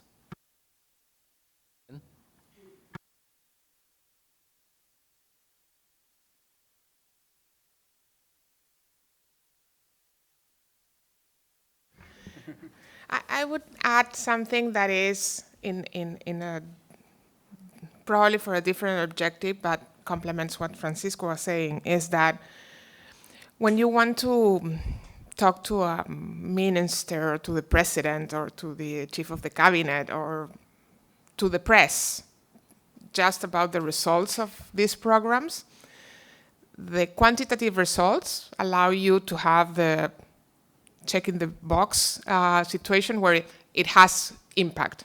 That's good. But you cannot go and tell, you know, the relative increase in income, or you just need to say that has a positive impact and that the cost-benefit analysis is okay for public expenditure. But then what really captures the press, the minister, and the president is the qualitative story that shows how those impacts were happening, what was achieved, for what type of user. So it's also very relevant to have this integration of the quantitative and qualitative research, but also the process evaluation and the institutional one, because that gives you light to keep the conversation. It's not that you have a recipe that works and that's it, but you can keep going about how it can go on. So I think that combination is key if you want to have a more broader policy dialogue on why these combined programs will succeed. Ben? Can I add a footnote to that? Yes. In terms of the uptake and then the scaling up, I think that two key things. One, of course, is the results, and for sure, and I'm using the Ghana LEAP example, both the quantitative results and indeed the process evaluation results, which then speaks to the quantitative results that does matter. And so for the Ghana pilot, at least for the initial evaluation we did, even though we didn't find any impact for the consumption, which was the big thing, the fact that we attributed that to two key things. One, the regularity of payments, and then two, the fact that the value of the transfers had eroded, and therefore it wasn't enough to impact positively on households, meant that in the upscaling of the program, the government took steps to increase the amount, but also ensure that the payments became more regular. And indeed, the second complementary issue has to do with the costs.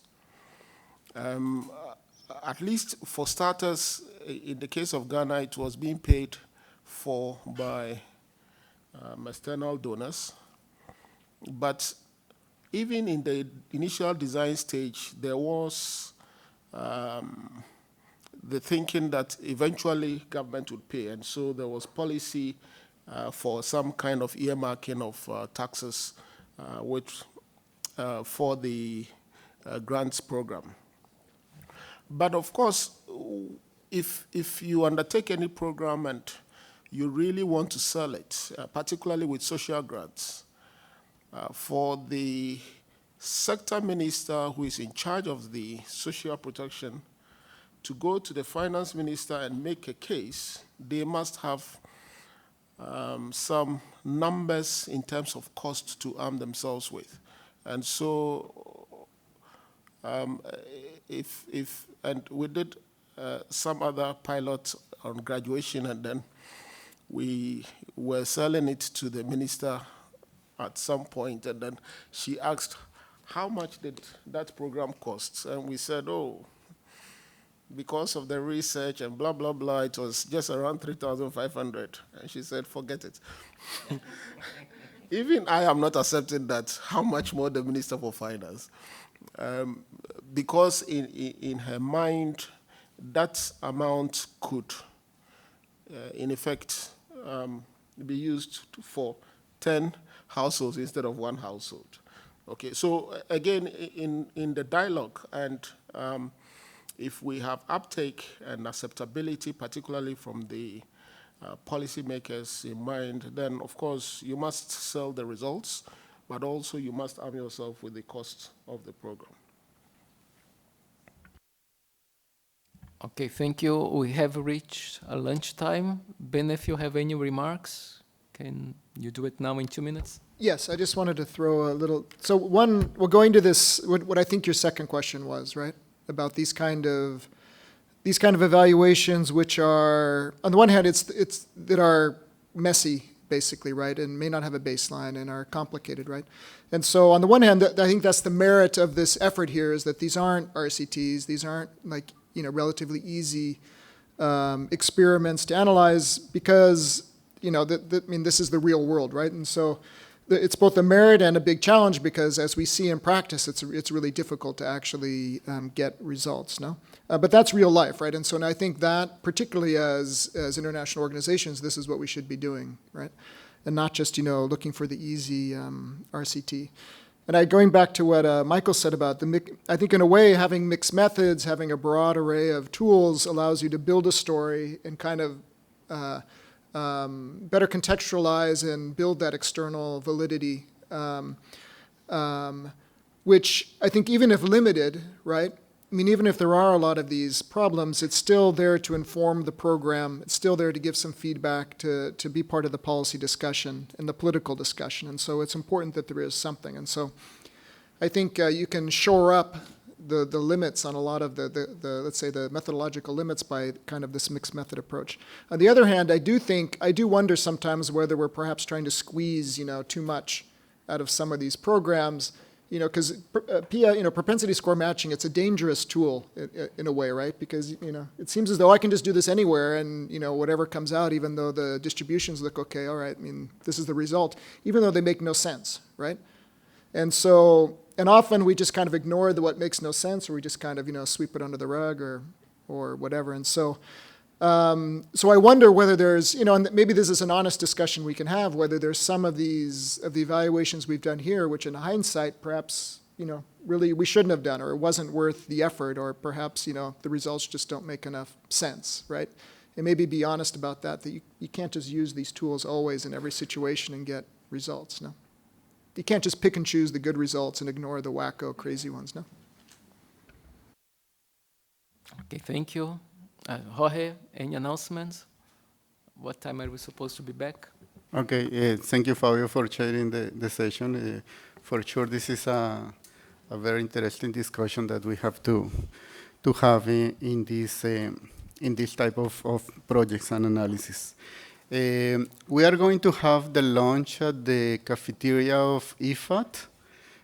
So we have to go there almost in line, and but there you can choose what you want to have for lunch, and then move to the only registering cache in which Antonella is, so she can take all of the information about you are taking, and we will be in charge of paying what you are having.